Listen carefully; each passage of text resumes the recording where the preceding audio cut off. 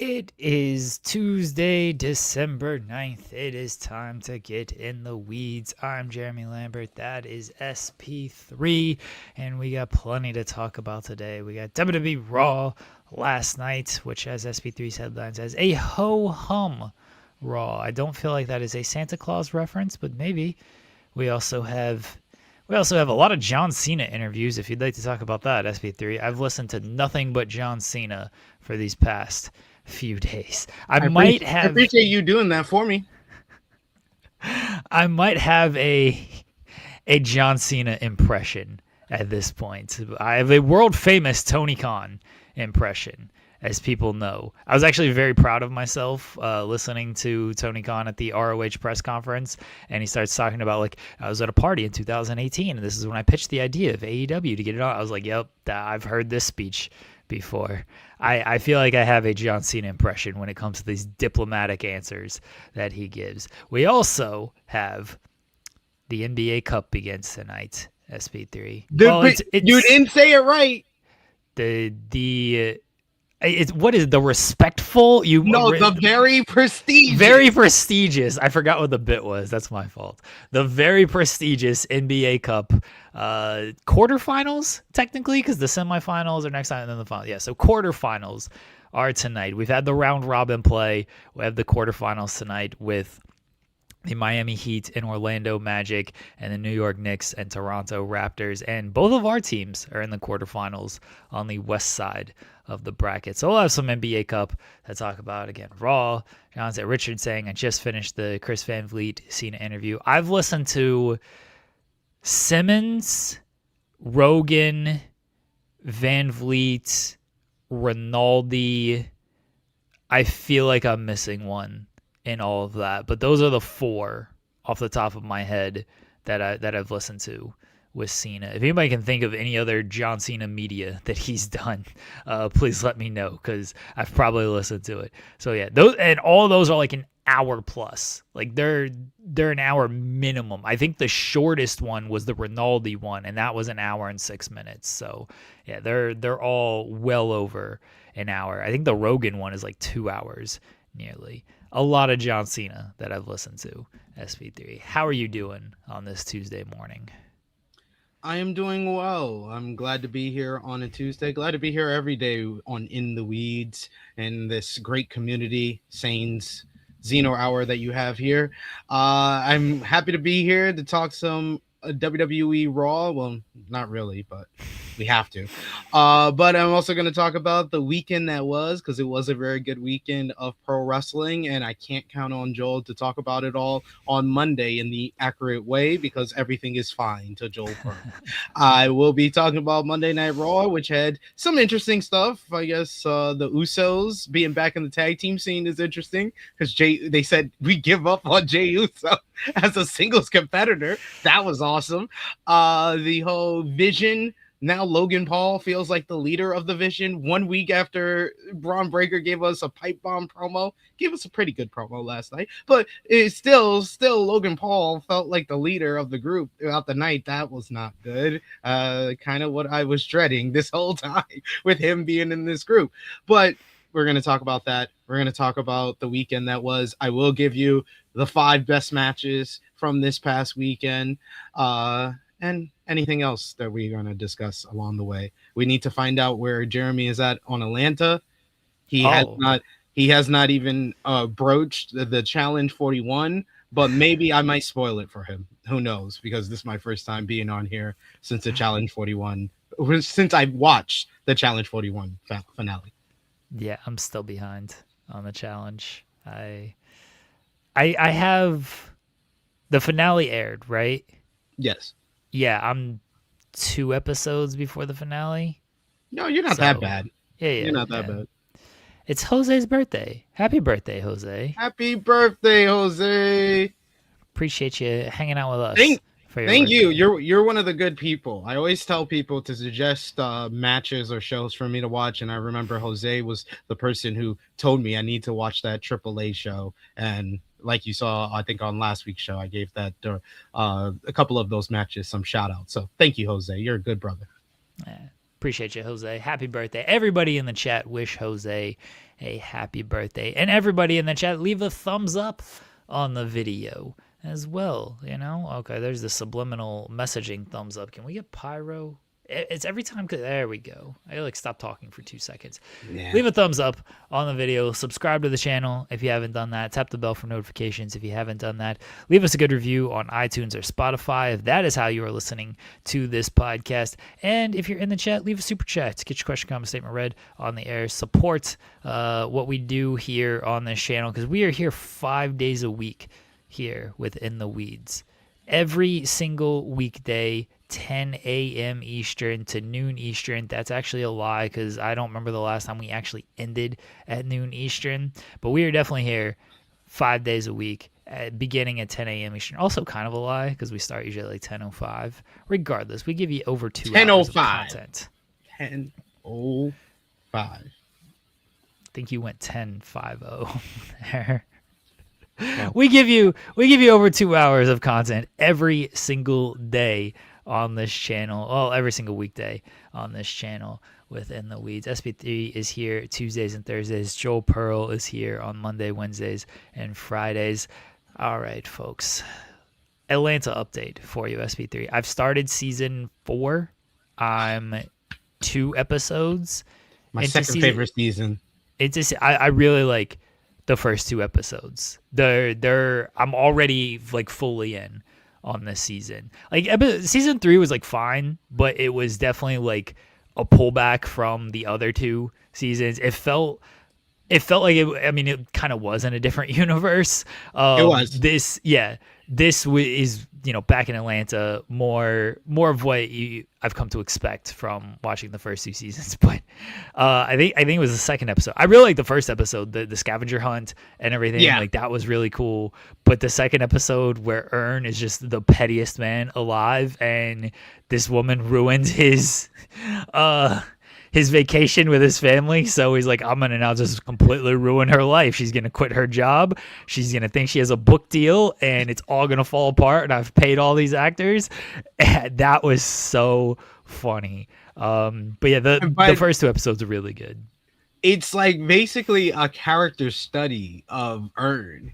That pettiness is his driving force. That's how he was able to succeed. That's how he was able to have the drive to keep going for Paperboy and be his manager and go through all the no's and all the ups and downs and living in his freaking storage box for a whole season. Like, yeah, he had to go through it all just because he was petty. And then we got the revelation of what happened to him when he went to what was the school he went to? I forget. I always forget. I haven't watched this in like 2-3 years. Oh, was it Princeton? Yeah, I think it was Princeton. So yeah, we find out what happened to him at Princeton, that he basically got a suit and he let like basically the RA hold it that he was friends with, but she apparently had a crush on him. So then some girl asked him to go to a party, and he basically asked the girl that had a crush on him that he didn't know that was his friend, if she can hold the suit for him. So he tried to break into her when he had his interview where he had to wear the suit. She wouldn't pick up his phone call, wouldn't answer him. So he tried to break into her freaking room to get the suit, and then he got suspended because of that.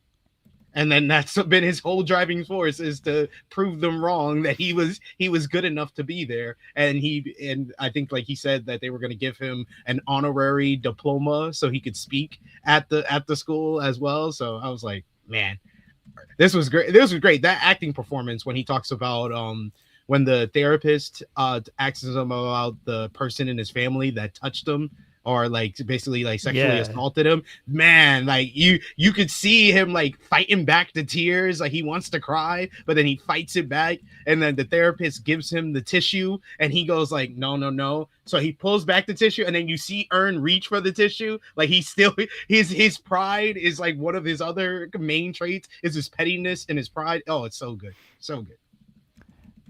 I also liked. I told you last time, like Darius has become my favorite character. He's the best character. Yeah, the first episode where he's like walking into the Target that is being robbed with the air fryer, and he's like, I just want to return this. Like, I'm not here to like steal anything. Like, I just want to return it. Like, we could make a swap. And then the dude pulls out the money and just runs. He's like, come on, don't do it, don't. And he just runs off. And then he's getting chased by the woman on the electric scooter. Like, Darius didn't even do anything. Exactly. He's the funniest part is like when he climbs up onto like the hill or whatever. He's like, you can't get me up here, and she's like, you gotta come down at some point. He's like, man, and he just like runs off to the side. Oh man, He's hilarious. Yeah, he's the best. He's the best character by far, and you haven't even got to the half of it. This season might be his best season as far as like the stories and stuff he gets into. But yeah, I love the fact that we got freaking Tracy back in episode 2. I popped. First time I watched that episode, when I see Tracy as the assistant in the office, that's when the first hint that I was like, okay, something's up here. Why is Tracy the assistant? How did Tracy get a job? Well, and then Ern explained it. And then he told Tracy he might be next, that he's going to go after with everything. Yeah, I really like the first 2 episodes. It's a small part of the second episode when he's talking to the therapist, and he basically is like, I think it's a moment where he's like, oh, would you trust this person or that person? And he was like, I don't really trust anybody, well, except maybe Darius. I was like, that's awesome. Yeah. That Darius is the only person he can trust. The first 2 episodes I thought were great, and again, kind of a return to form. Not that again the 3rd season was bad or anything, but return to the Atlanta style universe with everything. I don't know when I'll finish it, as I've been mentioning. Like, I've been slow watching it because I put on sports late at night now instead of television, but I'm sure I'll continue to power through and get there. And speaking of sports, the very prestigious NBA Cup tonight, quarterfinals, Magic and Heat, Knicks and Raptors. In the West, we have Thunder and Suns, Lakers and Spurs. Where are you at on these games, SP3? Well, the Lakers are going to beat the Spurs because we must. It is a necessary thing, and because LeBron James woke up and became LeBron James against the 76ers, so I believe we can maintain that momentum into this game, and maybe we can get all 3 of our guys, our big 3, playing at peak performance, unlike the last couple of games where it's just been 2 or 1 or none. So hopefully we can get that on play, especially against the Spurs, who are quite the tough team. As far as the Thunder are definitely going to win. I mean, the Thunder have not lost a game since November 5th. Fake loss. November 5th. We also haven't won a game since November 5th. Oh, yeah, I guess that makes sense. But yeah, the Thunder are going to win, so we'll probably lose to the Thunder in the semifinals of the NBA Cup. Over on the East, who is it? The Knicks and Raptors. Knicks and Raptors. Yeah, that's interesting. I'll take the Knicks. I actually went to the Knicks game on Sunday. Knicks against the Orlando Magic. Shout outs to my sister who got me and my nephew some tickets to go to the game. My first Knicks game in I don't know how many years. It's been quite a long time. I think it's been like a decade since I've been to an NBA game, period, let alone a Knicks game. But yeah, I went there, got to see the Knicks in person, and man, they're good. They're good. I can hate on the Knicks all I want. My natural inclination is to hate on the Knicks, because that is what I've been doing since I was like 5 years old. But they're really good. Like, Jalen Brunson is an automatic bucket. There's just be moments during that game where he just couldn't be stopped. He would back someone down, do the fadeaway, and it was automatic. Like, he's just so good. He gets 30 so effortlessly. You got Josh Hart, former Laker great, my favorite player on the Knicks. I told my nephew that. He's a great rebounder, great role player to be next to Brunson. Cat, when he can actually play like Cat. He could stretch the floor and create space for everybody else. I think Mitchell Robinson being healthy this season is the big difference for the Knicks, more than even Mike Brown, because I thought their offense last season was really good. But seeing it in person, I think that Mitchell Robinson has been the real difference. Him being healthy and just him being an automatic offensive rebound, like it was ridiculous. Like I just second half started and Orlando couldn't buy a bucket, but the Knicks would miss a shot, and then Mitchell Robinson would just get the offensive rebound. He leads the league in offensive rebounds. He had like 6 offensive rebounds in that game. It was ridiculous. I was like, what the hell is going on? Why can't y'all box out Mitchell Robinson? He's just so big. He was all over the court. So I think the Knicks will probably win against the Raptors. I like the Raptors, but I think the Knicks are the better team. And then the other one is Magic and Heat. Magic and Heat. I'll take the Magic. I didn't like seeing the Magic in person. I thought that I was like, Desmond Bane just chucking the ball. Oh my God, that was the greatest moment I think I've ever seen at a live basketball game. That was awesome. Me and my nephew laughed about that as we left out like for a whole quarter after it happened. Then we laughed as we walked out of Madison Square Garden, laughed on our way to his car, laughed in the car when we sat in the car, and then laughed as we pulled off because Desmond Bane, with his dinosaur arms, launched a basketball at OG Anunoby's back for no reason.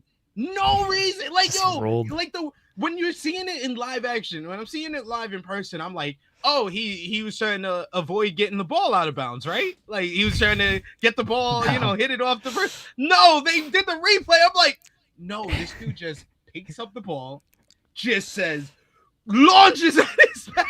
No reason. I was like, that's hilarious. And it's even more hilarious because every time he touched the ball after that, oh my God, the heat that he got. I was like, professional wrestlers would love to be Desmond Bane right now. They know that they have an over heel character, a hated heel character if you are Desmond Bane in Madison Square Garden right now. That was awesome. One of my favorite live experiences at a basketball game. Desmond Bane launching a basketball at OG Anunoby.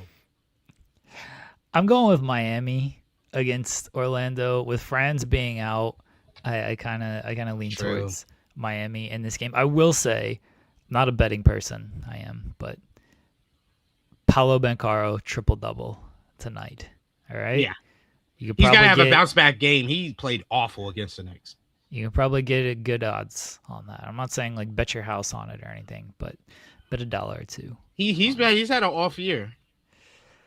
Some injury issues. It hasn't been great. I think people are expecting him to kind of take that leap, and he hasn't quite hit that yet. But I do think with Franz being out, like they play well together. But when he was out last year, it seemed like they both played better when the other guy was sidelined.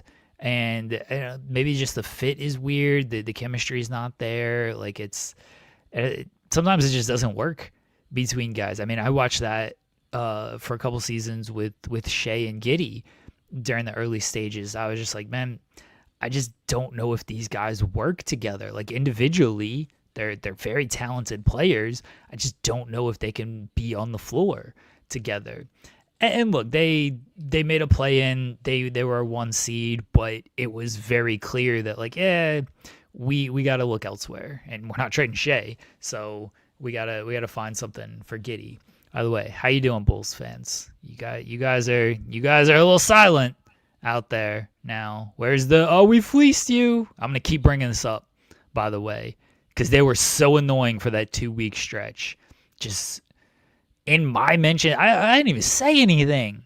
I was like, this is a fine trade. Like, good. We're excited for Giddey. Good. We're glad he's playing well. We got a championship. We got the greatest white bald player in NBA history. We're doing fine. Don't worry about us. Name me a better white bald player. Austin Reeves gonna shave his head. Gonna shave his head. Hypothetical, like all Luka fans out there, just living in hypotheticals. Austin Reeves, hillbilly Kobe. All right, Jason Kidd's a good shout. Zach, come on, Zach, you're a Thunder fan. Don't do that, Zach. Thank you, Come Zach. on, Zach. It's Caruso. You know it's Caruso, Appreciate Zach. you, Zach. Appreciate you for that. But yeah, that's I think that's who's gonna win these quarterfinal matches. Do we save our semifinal predictions for Thursday? Yeah, we can do that on Thursday because then, I mean, we could be wrong. Somebody else could. This is true. So who is your most disappointing team so far in the NBA? Oh, Chad's pointing out Jason Kidd isn't white, so This is also true. yeah. He is bright skinned. It doesn't matter if he was white. It's still Alex Caruso. Get out of here, Zach. Now you can. Sure. I like you, Zach. You don't have to leave. But come on, Zach. You gotta stick with OKC. You can't name anybody. Name somebody. I don't want to think about any. I don't want to honestly think about it. There aren't that many white bald players in the league. Like it's not like it's not like you're not going out on a limb too yeah. much here. Yeah. I'm not going too far here. Most disappointing team? I mean, yeah. It's the Clippers, but like they ain't disappointing me. I love what the Clippers are doing. They ain't disappointed me either because I called it. I told y'all that's going to happen. I think the most disappointing team in the NBA right now is the Cleveland Cavaliers. Cleveland Cavaliers were pegged to be the favorite to come out of the Eastern Conference. They won 60 games last season. They were the number one seed. They got caught by a buzzsaw that was named Tyrese Halliburton that everybody in the Eastern Conference got caught by. So I think that's why a lot of people had high expectations for them. Donovan Mitchell is playing out of his damn mind. He's playing probably the best season of his career. He's averaging 30 points, 5 rebounds, 5 assists. He's got great shooting numbers as well. He's having a career year, but it seems like he's the only one who's having a career year for them because Evan Mobley might be the most disappointing player in the NBA. Everybody thought he was going to take the leap. He was defensive player of the year, but everybody thought he was going to take the leap on offense this year, and he just hasn't. He's been disappointing on the offensive end, and overall, this team just has not been able to get it together. Darius Garland can't stay on the court. Jared Allen has been solid, but nothing too amazing either. So yeah, they gotta figure something out because this has been a bad start to the beginning of the year. They're my most disappointing team in the NBA right now. I think the Garland injury is the biggest issue for Cleveland, honestly, because they're just a better team with Garland. This is what kind of tanked them in the playoffs, as Garland was out and they couldn't get past Indiana in the playoffs. Like they don't have another creator. Obviously Mitchell is Mitchell. Mitchell's going to get his points, but Garland is the guy who kind of settles everything down on offense with his passing and playmaking ability. And without him, they don't have that, especially after losing Ty Jerome to free agency. So they just don't have that second ball handler on the team. And so with him being out, like they're just not the same team. Mitchell's playing great. Yes, Evan Mobley. I love how his nickname has become 18 and 8. Like, it's so disrespectful, but it's funny to me. Yeah, Mobley is not kind of taken an extra step. I think Jared Allen's been playing fine. Yeah, I don't really have too much of an issue with Allen, honestly. Like I think he's actually played pretty well this season. They don't have quite the same depth last year. I mentioned the Ty Jerome injury. DeAndre Hunter is he's there. They traded for him, hoping he would kind of be a missing piece for them last season. It didn't quite work out that way. He's just kind of there this season. Lonzo Ball is given what he can give, but he's not at this point an impactful player in his career coming off of the injury. Jalen Tyson has played well. I think he's either a rookie or this is his second season in the league. So he's still young, kind of finding his way with everything. Like they've just the Garland injury has really sunk them. I don't think they were ever going to be as good as last season, because last season was almost like an anomaly season for them. Like it's tough to replicate that, especially when everyone kind of thought it was a fluke in the first place and you didn't have like the best showing in the playoffs. But yeah, and they were so reliant just like on their overall offense. I don't think their defense was like great last year. It was just very much like, hey, can we replicate all of this on offense? And that's tough to do. Like, you got to have a defensive standard. They don't have like a great defensive standard. So, and they've been disappointing for sure. But the Garland injury has kind of tanked them a little bit. And I don't know, like, I think Garland doesn't stay healthy. So what are you supposed to do with that? Just hope he gets healthy and be like, okay, well, when he's healthy, we're really good. These guys who have these injury issues, they just don't stay healthy. And if he can't stay on the floor, the best ability is availability. And Garland just doesn't have that right now. Yeah, that's their big issue, but I think that it's also about Mobley. Mobley's got to take that next step because he's the guy that Donovan Mitchell really needs right now to kind of take that void, fill that void as far as the offensive end, especially if Garland is not going to be here on the court consistently healthy. So we'll see what happens there, but they're my most disappointed. Who's yours? I mean, the Cavs are a good shout. I truly think the answer is the Clippers, but again, they're not disappointing me. They're not disappointing me either. I told y'all. I tried to tell y'all. We have their pick. Like, we're good. We're completely fine with that. Yeah, I think it's the Cavs. Like, maybe the Hawks, because I thought the Hawks were going to be better this year. The Trey injury has, like, they've played well without him, and so people are like, oh, we need to trade Trey. But then at the same time, like, they're a 9th seed, so have they played that great without him? No. It's weird with the Hawks. Like, I still like their team overall. I think they're a better team with Trey.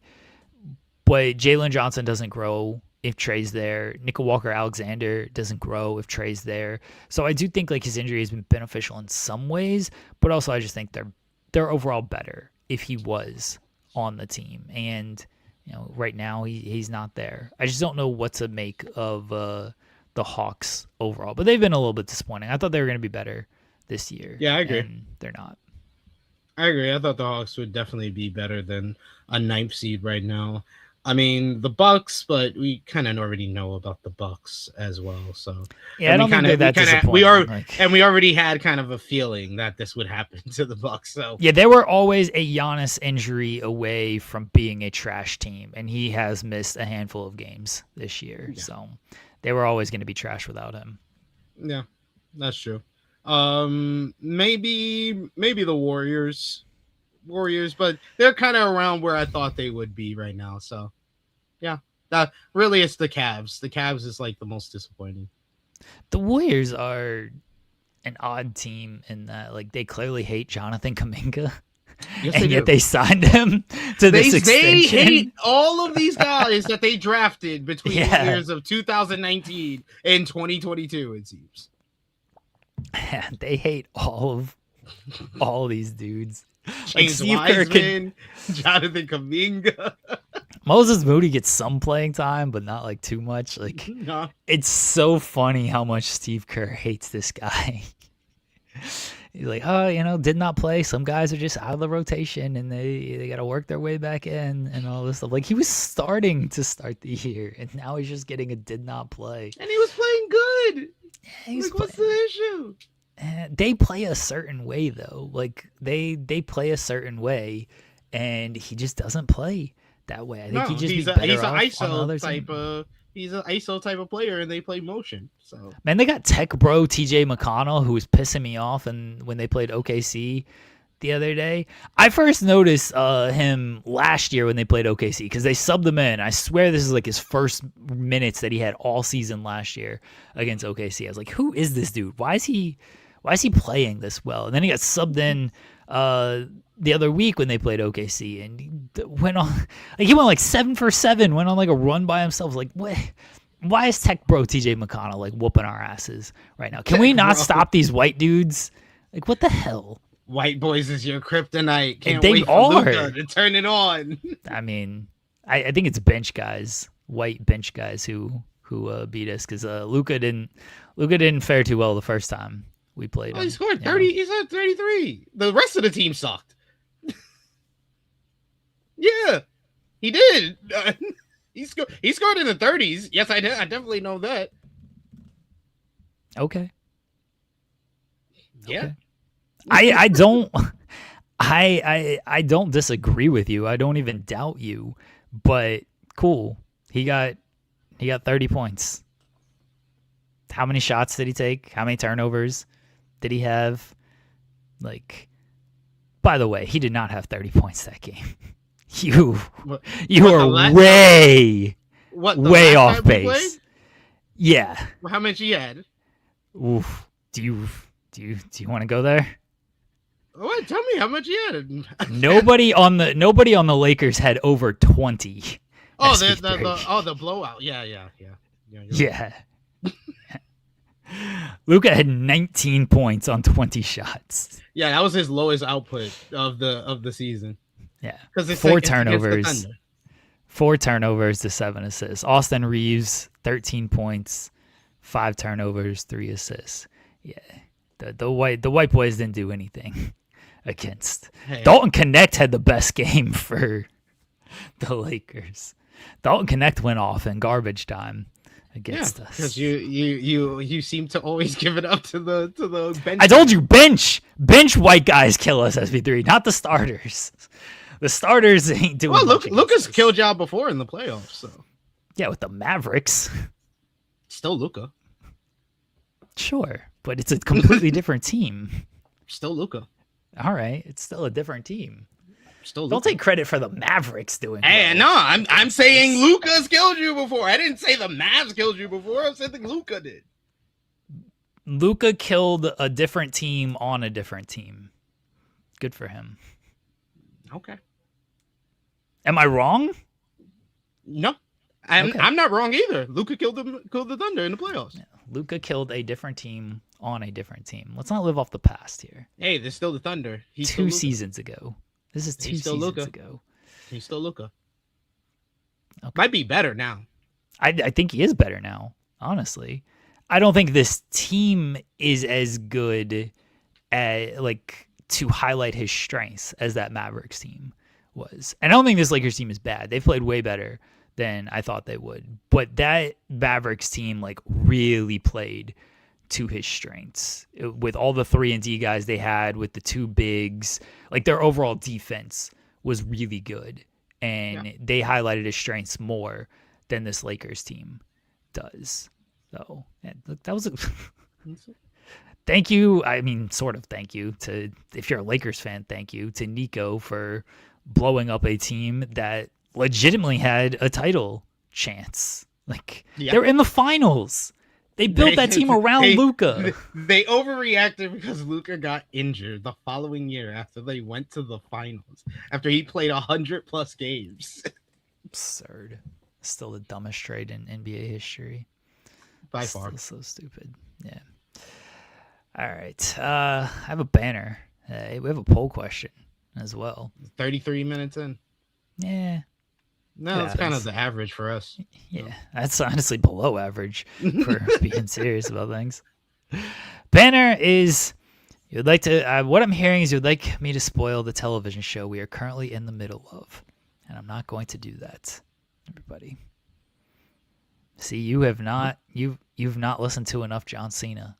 I'm not going to listen to any of these interviews. I'll be honest. Well, when you have a confused look on your face, this is what it is. It is a John Cena. I'm going to wait till reference. John Cena is not under WWE contract, and then I'll listen to his interviews. Well, he signed a 5-year ambassador deal, so you're going to be waiting a while. I know. I have 5 years of John Cena interviews to not listen to. Congratulations to me. I don't think that John Cena is ever going to give an answer we want to hear. That's also true. He is very diplomatic. Company. He's a diplomat, and he is very much a company guy. I'm also sad that Bel-Air ended yesterday, Sports and Things. And yes, I will be covering it over on True Hill Heat Sports and Entertainment. I don't think Cena's ever going to give an answer that we as fans, because we want him to be this sucked. None of this was good. This heel turn was He dumb. did it. He did it in his way in one of those interviews. I think the Bill Simmons interview, or maybe I don't know He which interview it said was. that like I didn't have time to tell the proper story, and like, You need all 5 right, years yeah, to get 5 years over a to get a guy character. over. Yeah, that's still a diplomatic answer. Like, he's still doing the thing. Like, we wanted to create shock television. We thought this was gonna, it was a shocking moment. And he admitted, he's like, I'm the last person to know about these things because I'm cool with whatever they want to do. Like, if they want to say, all right, let's turn heel, then okay, I'm for that. Say no, dude. Just be like, no, this is a dumbass idea. You ain't doing any of this. He was asked about The Rock and Travis Scott, and he's like, oh, it doesn't matter. We had an idea. Things happen. We have to pivot. It worked out for Cody and I. What happens if Austin doesn't get fired? What happens if Brock doesn't leave? Like, you just do the best you can do with what you do out there, and that's what we did. It's like, dude, really? Can you just say that this Travis Scott stuff at WrestleMania sucked and it led to nothing and it was bullshit? Like, it's okay to say that. He's never going to say this stuff. The only time I can see him saying this is if he does Cody's podcast and Cody gets him drunk. That's the only way I see it happening. Otherwise, he's going to keep doing the diplomatic answer. Yeah, that's probably it. Probably what's gonna happen.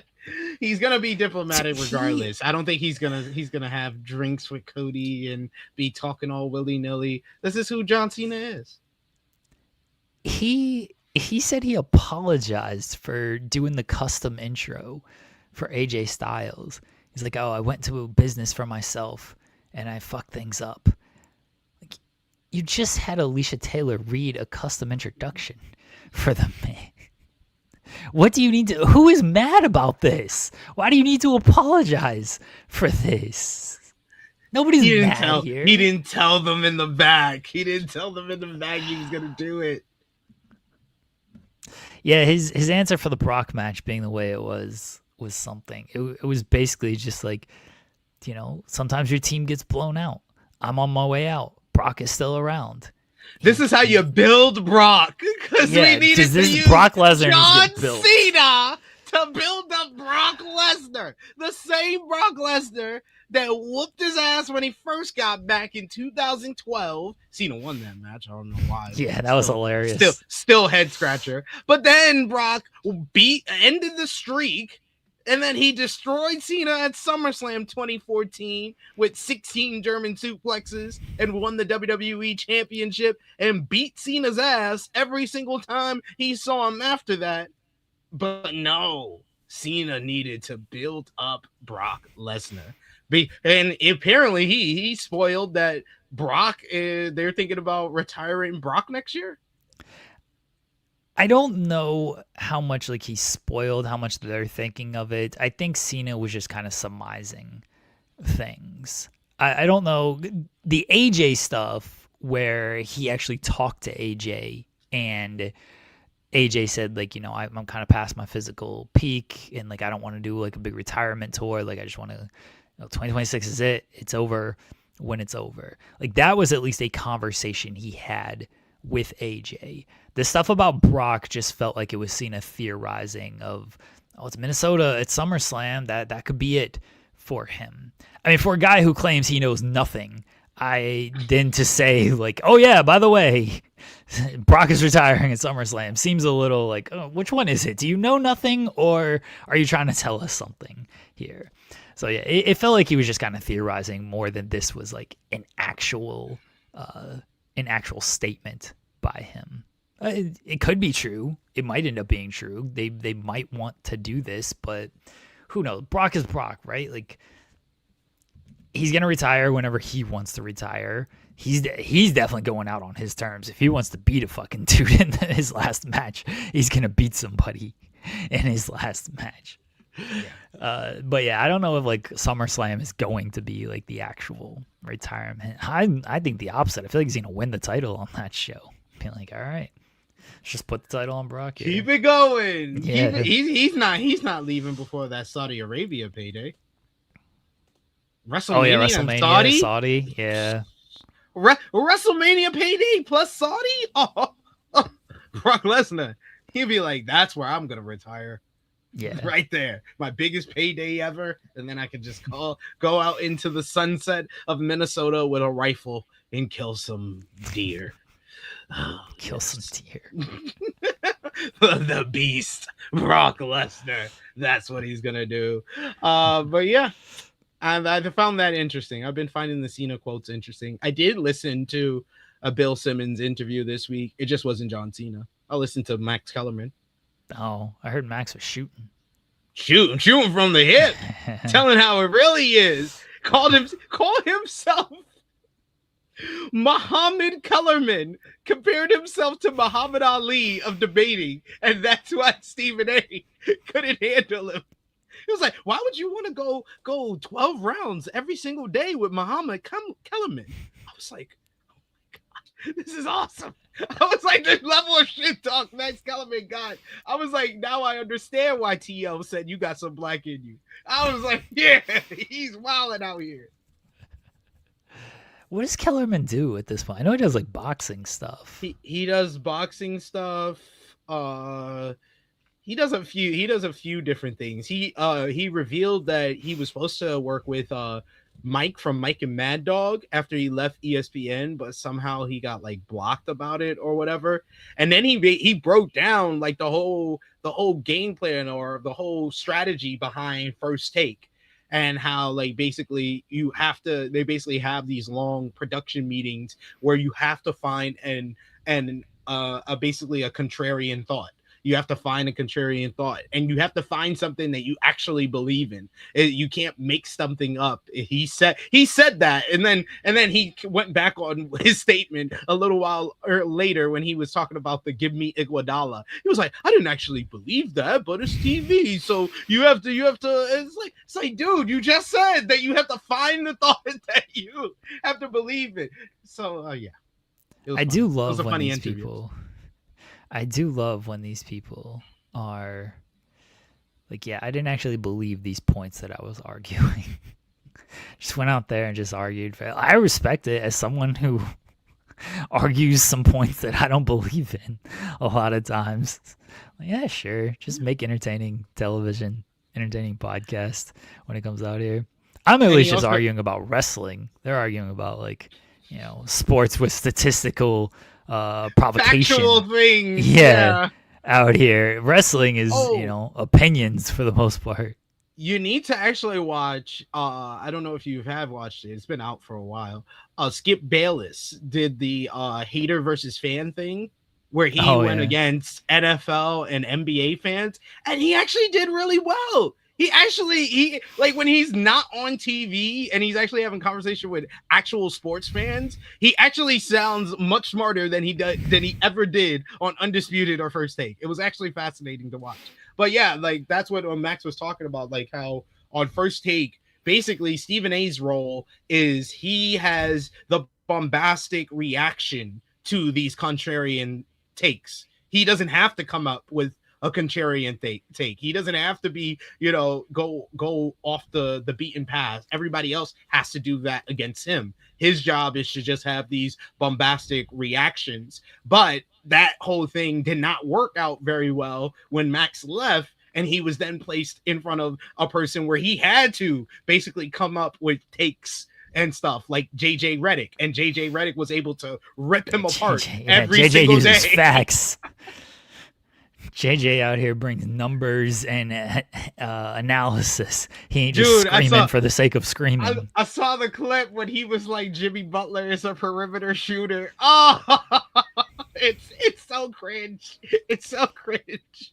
That's why, like, I understand the appeal of like Shannon Sharp yelling and Skip Bayless yelling and everything, but like when I'm watching this stuff, I just much prefer a more measured take, which I know might sound weird because a lot of times on this show, I'm not always super measured. I do go over the top, usually at Joel, because Joel's just wrong. So, you got to yell it.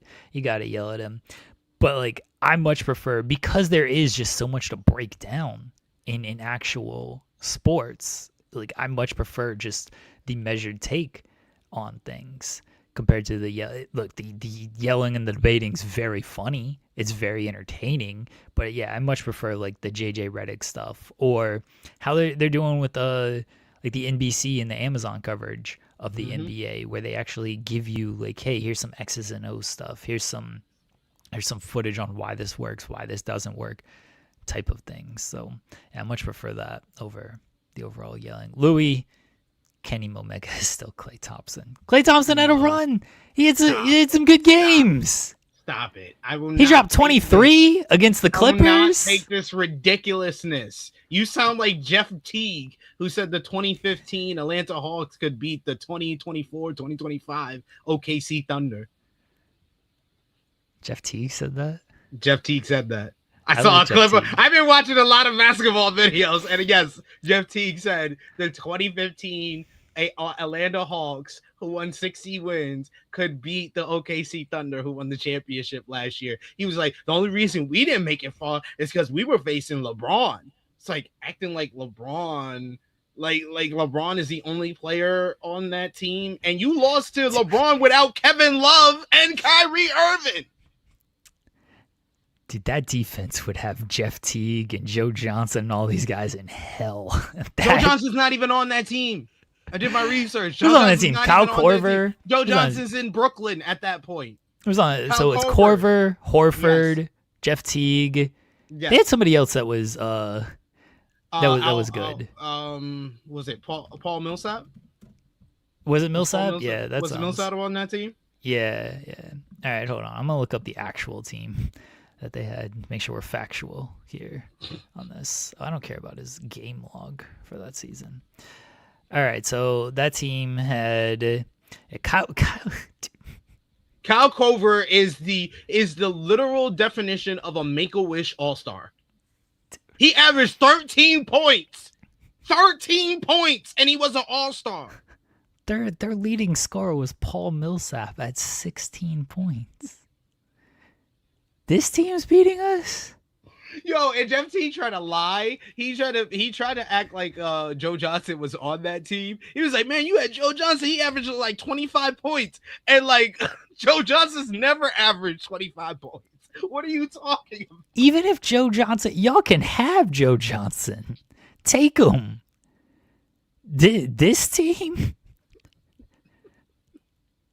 This offense would be in hell against the OKC defense. Absolutely. Absolute hell. I know Kyle Korver, like, he'll hit some threes and whatever, but, like, they weren't chasing Kyle Korver. Like, we got Caruso and Kaysen chasing out there.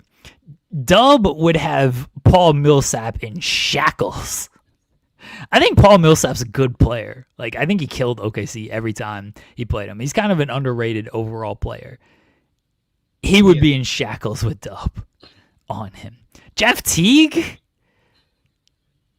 What is Jeff Teague doing against Lou Dort?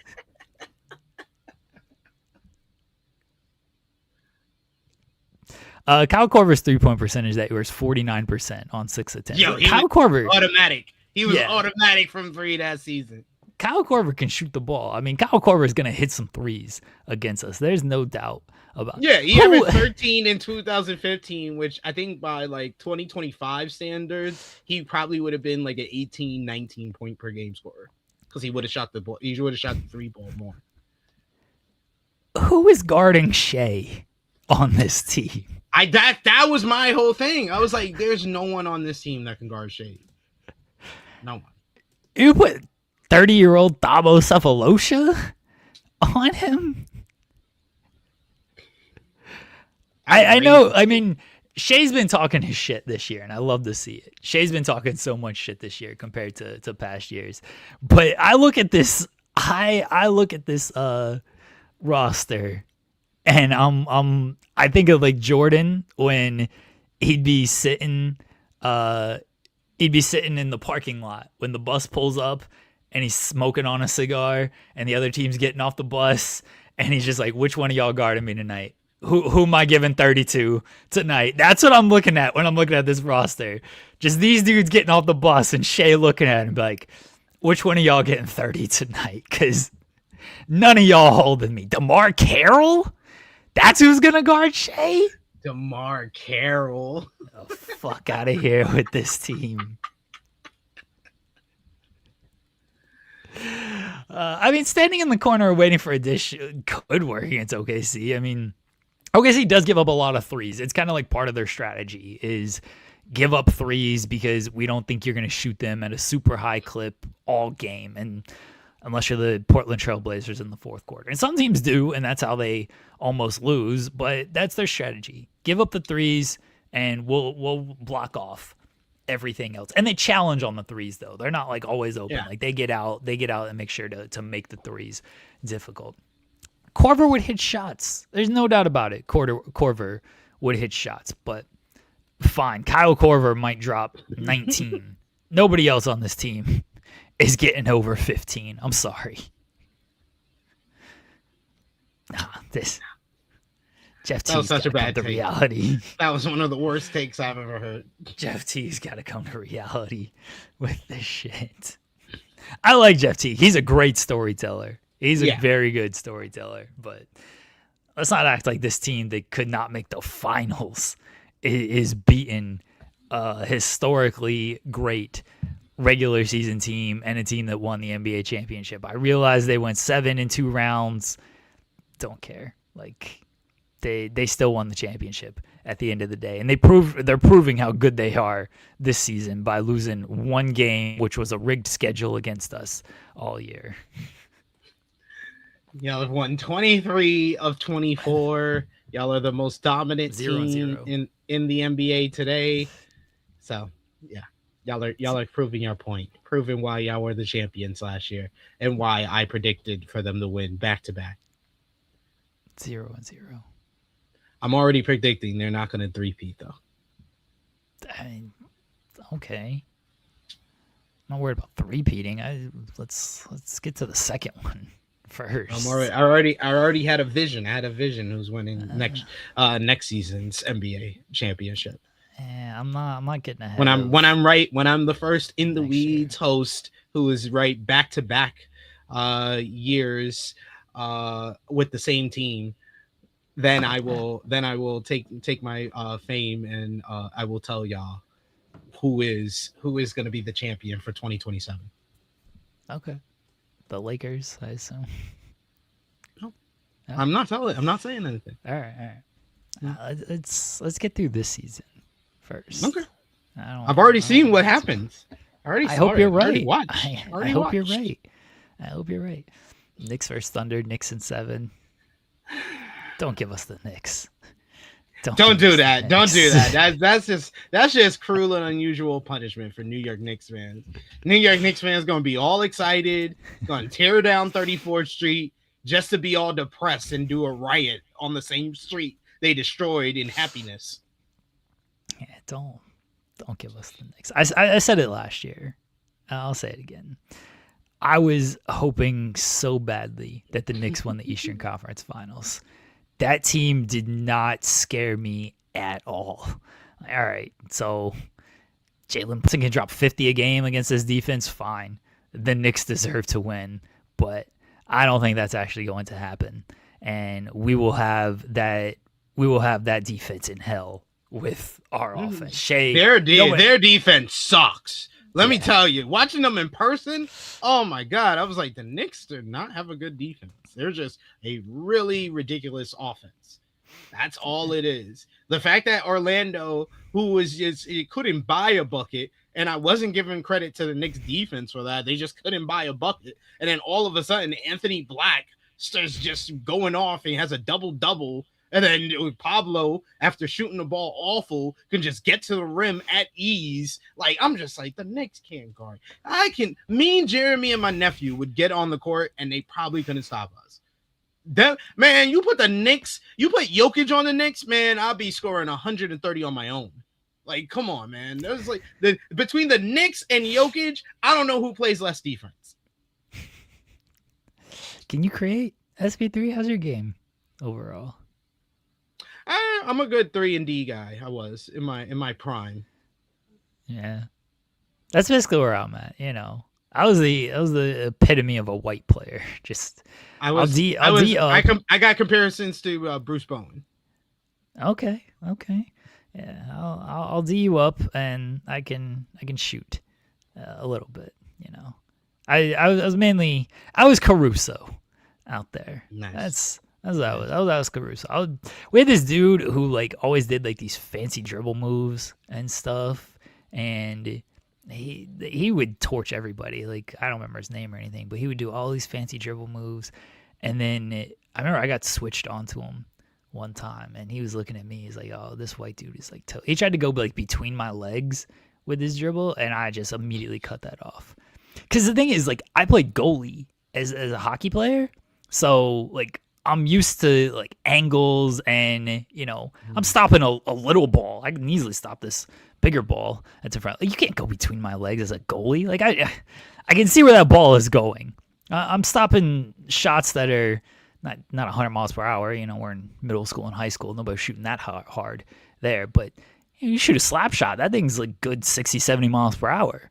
And Yeah. I'm stopping that. Like, you trying to dribble between my legs ain't doing nothing to me. He was like so stunned because he gets everybody with all these fancy dribble moves. Like, what is this white boy doing out here? I was like, come on, dude. And I gotta play defense, otherwise I ain't playing at all. So Exactly. I'm short, so I had to play defense, or I'm not getting any shine, no play. So I'm lanky. I got some length to me and everything. So get my hands in there, get the steals and whatnot. Then they'd put me. I'd get switched onto the post, and they just bod me up. I fucked on that at that point. I was like, let me get out of here. Let me get out of here of the post. Like scram switch right quick, because this ain't working at this point. Yeah. I can D up. I can shoot a little bit. I don't have much of a handle. I'm always going right. I can pass. Yeah, but I got no real handle. Yeah. Yeah, my handle wasn't always the best. So I used to play 2 guard. So. Yeah. I mean, I don't know if we're scoring like 130 against the Knicks. I'm telling you, the Knicks don't play no defense, man. They don't play no defense. Yeah. Our poll question for today, folks, as we're an hour nearly. Now into we're on this average. Now we're on average. Yeah. It's going to be a John Cena theme poll question. We did talk about John Cena interviews, so we did talk some wrestling overall. We did. Yeah. John Cena theme poll question. Favorite John Cena match on retirement tour? And it might be Saturday's match, which has not happened, but it's not a match on. It's not an option on this poll question. We're going with Cody Rhodes, WrestleMania. Oh God. You're only gonna put the bad ones, aren't you? R-Truth, Saturday night's main event. I knew it. As soon as that's the first one, I was like, you set the standards. I know what's happening. Randy Orton, Backlash. He said, I'm only putting the bad ones. And Jay and Cody. No, Brock Lesnar. Oh, Brock, yeah. Brock Lesnar, WrestlePalooza. What was your favorite John Cena match on the retirement tour? So I believe Sports Illustrated is coming out with John Alba, who did a ranking of the John Cena retirement tour matches. Yesterday, I dropped the top 10, my ranking of the top 10 greatest feuds of John Cena's career on Sports Illustrated. So that's up. You can go check that out. What was number one? Because I bet it was wrong. What was number one? Oh, what was your number one? So I can tell you that it's wrong. You're going to tell me it's wrong? Yeah. It's Randy Orton. It's wrong. Who is it? The Entity. is John Cena's greatest feud. The SP3. entity. The entity. Okay. The entity is who he always had to battle every single night. When he walked into the arena, he didn't know if he was going to get booed or cheered, and that was his greatest rivalry every single night. Matches come and go, wrestlers come and go every single night. The crowd had to show up, and John Cena had to battle against the crowd every single night that By he the went by the out way, there. it wasn't Randy Orton. I was just lying because I was like, I knew that you had a bit to get into, so I just Not a bit. That's his answer. That's not a I know. bit. That's No, his legitimate answer. It's a John Cena bit. A John Cena bit. The entity. That's his answer when he was asked his greatest rival. He said the entity. The entity. And that's why people had to reshape their question and be like, "Who's the most talented opponent you've ever been in?" Like you, because he won't answer the actual question of who's your greatest rival. It rules that he won't do that. He got asked the Mount Rushmore question, and he's like Jefferson, Lincoln, Washington. He's so good. That's awesome. That's actually pretty awesome, I must say. You can pull it up. You can pull up the list if you want to look at it, like we did the women's top 10. Maybe it was us looking at that list that got Becky Lynch to start cutting promos on it. So maybe John Cena on his retirement tour would be like, shout outs to Sports Illustrated's #1 of my feuds. All right, I have it. You have Batista at 10. Okay, that's fair. All right, so the criteria, I do like that you have criteria. Quality of matches and promos, impact, memorable moments, and importance to WWE history. Okay, I like the criteria. Batista at number 10, Brock Lesnar at number 9, Kurt Angle at number 8, Triple H is too high. Oh, Orton at 6. All right. That was my. I know people are gonna get upset at this, but I gave my read. If you read the last paragraph, that's the reason. Yes, yeah. This is why, I'm not super upset about this, because I don't think the Orton feud is actually great, because as you mentioned, it's way too long. There's not there's not a super memorable match. 62. Yeah. 62 matches. 62 times. Multi-man matches, singles matches, tag team matches. 62. Oh my God. I hate that rivalry. So I took all my bias out of it. If I'm just doing on my bias, the Randy Orton John Cena rivalry does not make a top 10 list of John Cena's greatest feuds. Yeah, there's not a great match out of there. There's good matches. There's really good matches, like SummerSlam 2007, their first match. The Iron Man matchup, I really like. The I Quit matchup, I really like. The I Quit match is probably the best match of them all. But out of 62 times, I can name 3 matches that I liked. Yeah. And their last Hell in a Cell, not their first one in 2009, but when they shouldn't have been facing each other back in 2014, they had a Hell in a Cell matchup that was really good. But that's it. Shawn Michaels at number 5. Okay. Match quality wise, tough to beat. And he was really kind of the next litmus test, because I said Kurt Angle was kind of the guy who kind of groomed Cena from the Ruthless Aggression rookie to Doctor of Thugonomics to when he was the WWE champion. With Michaels, it's after he's the top guy, who needs to kind of make him kind of test himself and push to that next level. It was Shawn. Yeah. AJ at 4. Yeah, much like Shawn, match level wise. And that feud really made AJ as well. Yeah. All right. The Rock at 3. Okay. Yeah, especially when you want to talk about importance of it. Cena and Rock is, as far as historical icons battling, and they did it twice in a lifetime.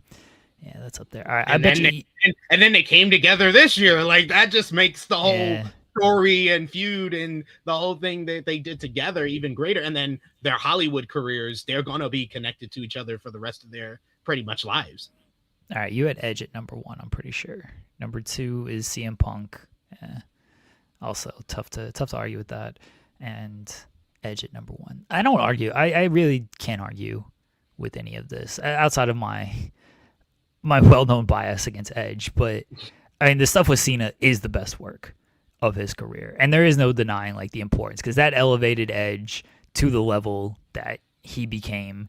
It gave Cena like a real, true heel rival in the middle of a run where like everyone was begging for him to have like someone to step up to his level. So yeah, I can't argue with that, and they had good matches as well. So I can't argue with Edge being number 1, as much as I Yeah, don't care for Edge. like I was listening kind of like, oh, what's like the greatest Cena memories? And I was just like, man, a lot of these are Edge. The Yeah, Edge Long Island Sound, Edge slapping his dad, the match in Boston at SummerSlam 2006, Edge getting involved at One Night Stand and costing him the WWE Championship, the caption, the live sex celebration, like they just that 2000 that run from 2006 to 2007 with Edge and Cena. That's like a very special rivalry at a time where WWE was kind of like on the decline. That was kind of a thing that kind of kept it up and kept you interested in WWE. So I just feel like that's very important to Cena's career, far more important to me than the Cena and Punk rivalry. I think that Punk has the greatest case to be Cena's rival outside of Edge, but I think that Edge and Cena, they are very much akin, like for another generation, not my generation, because I grew up where the two guys that came up together and became main event stars together was Rock and Triple H. But the natural successors to that is Cena and Edge. Cena and Edge both came up at the similar times because you had Cena with his debut in 2002 is the same year where Edge really had his breakout singles year in 2002, and he was a part of the SmackDown 6 at that time. And I got to see them both come up, and then they finally feud with one another. So I was like, yeah, that's number 1 for me. I was like, CM Punk is close. Rock can make a case because of how like big that rivalry was, but I think it really comes down to Edge and Punk. So if that's your one over the other, I think that there's no really kind of argument between those two.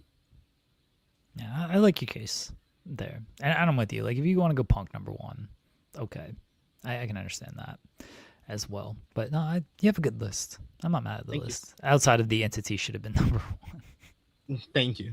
Apparently, I got heat for Brock being a part of the list at all, and I was like, you cannot like have an honest list. Like it's similar to Yeah, the whole top 10 WWE wrestlers list that I did. The overall wrestlers when I had Hulk Hogan at number 2, I got heat for that, and I'm just like, I have to take my bias out of it. I don't like the motherfucker, but yeah, there's and no denying. Like, come on, what are right. we gonna do? That's the thing is if you're gonna do like a fair list, you can't just make it. It can't be like a personal taste Yeah, kind of thing. Like, yes, we think people know how we feel about Hulk Hogan. We had a lot of people tune into our show when Hulk Hogan passed, and we did a 2-second, like, oh man, that's really sad. Anyway, this racist out and then here with his started shit. laughing and Yeah. joking for like 15, no, for a whole hour afterwards.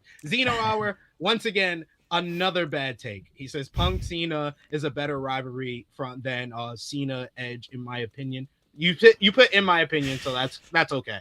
But I think the more accurate statement to say Cena and Punk had better matches than Cena and Edge. Cena and Edge is objectively the better rivalry because Punk and Cena, you have to put into the connotation that it's a part of a really bad storyline that is the Summer of Punk in 2011. Like, y'all want to always, oh no, we separate Cena and Punk matches from the storylines they're a part of. They're a part of an objectively horrible storyline that has Punk lose the title a month after the whole great match that they have at Money in the Bank. Plus that SummerSlam matchup doesn't pales in a comparison to the Money in the Bank matchup. You have John Laurinaitis a part of that storyline. You got Vince McMahon a part of that storyline. I am sorry. y'all need to stop gassing up. I really feel like the people who gas up Punk and Cena's rivalry is only because Punk returned to WWE. Let's be honest. Because y'all are just following along with WWE. Because WWE wasn't saying all this shit when CM Punk was gone for 7 years. They weren't saying Cena and Punk is the greatest rivalry of all time. And there is a reason. The main reason why I put in the article of why Edge is over Punk is because 15 fucking years later, since their last fucking matchup, you have these idiot WWE fans that will ignore the fact that Edge hasn't been in this company for 2 years, that he works for the competitor, that are saying that Edge is going to come back and face John Cena because that's how important this rivalry is to John Cena's career, that he's the only one they could imagine facing him in his final matchup. While CM Punk begged and pleaded with the fucking company to face John Cena one more time because he wasn't satisfied with the Night of Champions matchup, and they probably told him no because it didn't happen. You know what? You'll never have to beg and plead to do, SP3. You'll never have to beg and plead to see your photos if you get an Aura frame. If you are searching for, a gift for your top 10, number one in your top 10 out there, you're like, what can I get that special person in my life? Maybe it is your greatest rival. Maybe it is the entity for you out there for Christmas. You can get them an Aura frame. Because then you can show off all the photos that you have for all the special times that you've had together. Or if it's your rival, you can show them all the photos where you were kicking their ass the entire time. Or you can show them with somebody else that you were with. Like, look at me, I'm doing so much better than you out here. Again, you can show your happy photos if it's the number one person in your life. Go on all the vacations that you may have taken together, all the great trips, all the great moments, all the great memories you have made together with your Aura frame. Because you get your photos, you connect to the Wi-Fi, and you just immediately get your photos right then and there. You can upload unlimited photos and video. All you got to do, download the app, connect to the Wi-Fi, put them all there. On top of that, if you are getting it for your biggest rival, if you are getting it for your biggest fan, if you are getting it for the person you've shared so many great moments with in your career before you wrap things up on December 13th, but don't wrap it up on December 13th.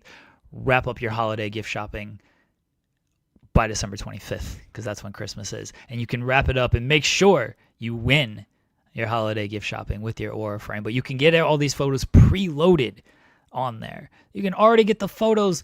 When you open it, they are there, and then you can continue to add to it as you continue to make more memories and you become an ambassador for your life. So you may retire from your in-ring, but once you continue on with your life and you put the jean shorts up and you just put the suit on, you can keep adding to your memories and to your photos. And for a limited time, you can save by visiting auraframes.com and get $35 off the best-selling Carver mat frames, #1 by Wirecutter. All you got to do is use the promo code FIGHTFUL at checkout. It's Aura Frames, AURA frames.com, auraframes.com. Promo code FIGHTFUL. This is an exclusive deal for our listeners. These frames go fast, everybody. They're selling big time at the holidays. Everybody's getting them for their biggest fan or their biggest rival. Use the code FIGHTFUL at checkout. Get your Aura frames. You don't have to beg and plead to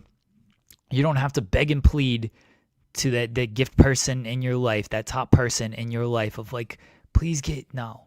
You can automatically win in your final, maybe not your final Christmas, but you can automatically win Christmas with Aura Frames. auraframes.com. Use the code FIGHTFUL. What an ad read. Wow. I think I'm getting a little bit better at them. I gotta give it to Jeremy, man. I think Joel does a good job. Joel does a good job with them. But let's give it up for Jeremy, because whether fighting or spitting, his discipline is unforgiving. Got you backing up in a defensive position. An ass-kicking anthem. Heavyweight of Ransom. Holding cans for Ransom. The microphone phantom. Kids see the doors. It's a new fight joint. Like a broken needle, man. He's missing the point. We dominate your offense when I can't even get that line right. No, it's been too long. I did that off the top of my head. I don't even have anything on my Nice. screen. That's how Nice. much I remember Basic Thugonomics. I listened to that song way too many times. I will be on the Saturday You're gonna be Night's on main Saturday Night event. Live. Congratulations! That'll be something, wouldn't it? I'll be on the Saturday Night's main event podcast wearing my sweater, not the next man's sweater, because I'll never be caught in the next man's sweater. And I'll be singing John Cena's theme song on the Saturday Night's main event post show podcast. Two-faced rhymers rock away before shiners. The Lord Rhymer, Lord turning legends to old timers. My incisors like a viper biting through your one-liners. New Dead Man Inc. And we about to make you famous. Taking over Earth and still kicking in your anus. Word life. Yeah, SNL would get a big ratings bump. I'm the biggest draw in AEW this year, so SNL could use me. Biggest draw in America. Second biggest. The biggest draw in America. The qualifying. I don't do qualifying. I just qualifying. do second. I'll just say second biggest. Second biggest. We're both factually correct. Second place. Second place is good. WWE Raw opened with Gunther coming out and saying he's going to tap out John Cena. Okay. Oh man, I didn't know we were going to talk about Raw now. This was such a disappointing Raw because like the last month or so of Raw, we've had some really good episodes, like the one from Boston with Cena and Dom. That was a really good episode. The one in Madison Square Garden with Roman and Brock Lesnar returning and AJ Lee, that was a really fun episode. Last week's episode was really good with Braun Breaker's promo. And then this week, we got right back to that July summer lull we were in before SummerSlam, where it was just a boring show. It was kind of just there. And same with this promo. I thought Gunther was good for what he usually does, but this wasn't anything out of the normal from Gunther. This was a bog standard good Gunther promo, which does not feel like enough for John Cena's retirement tour.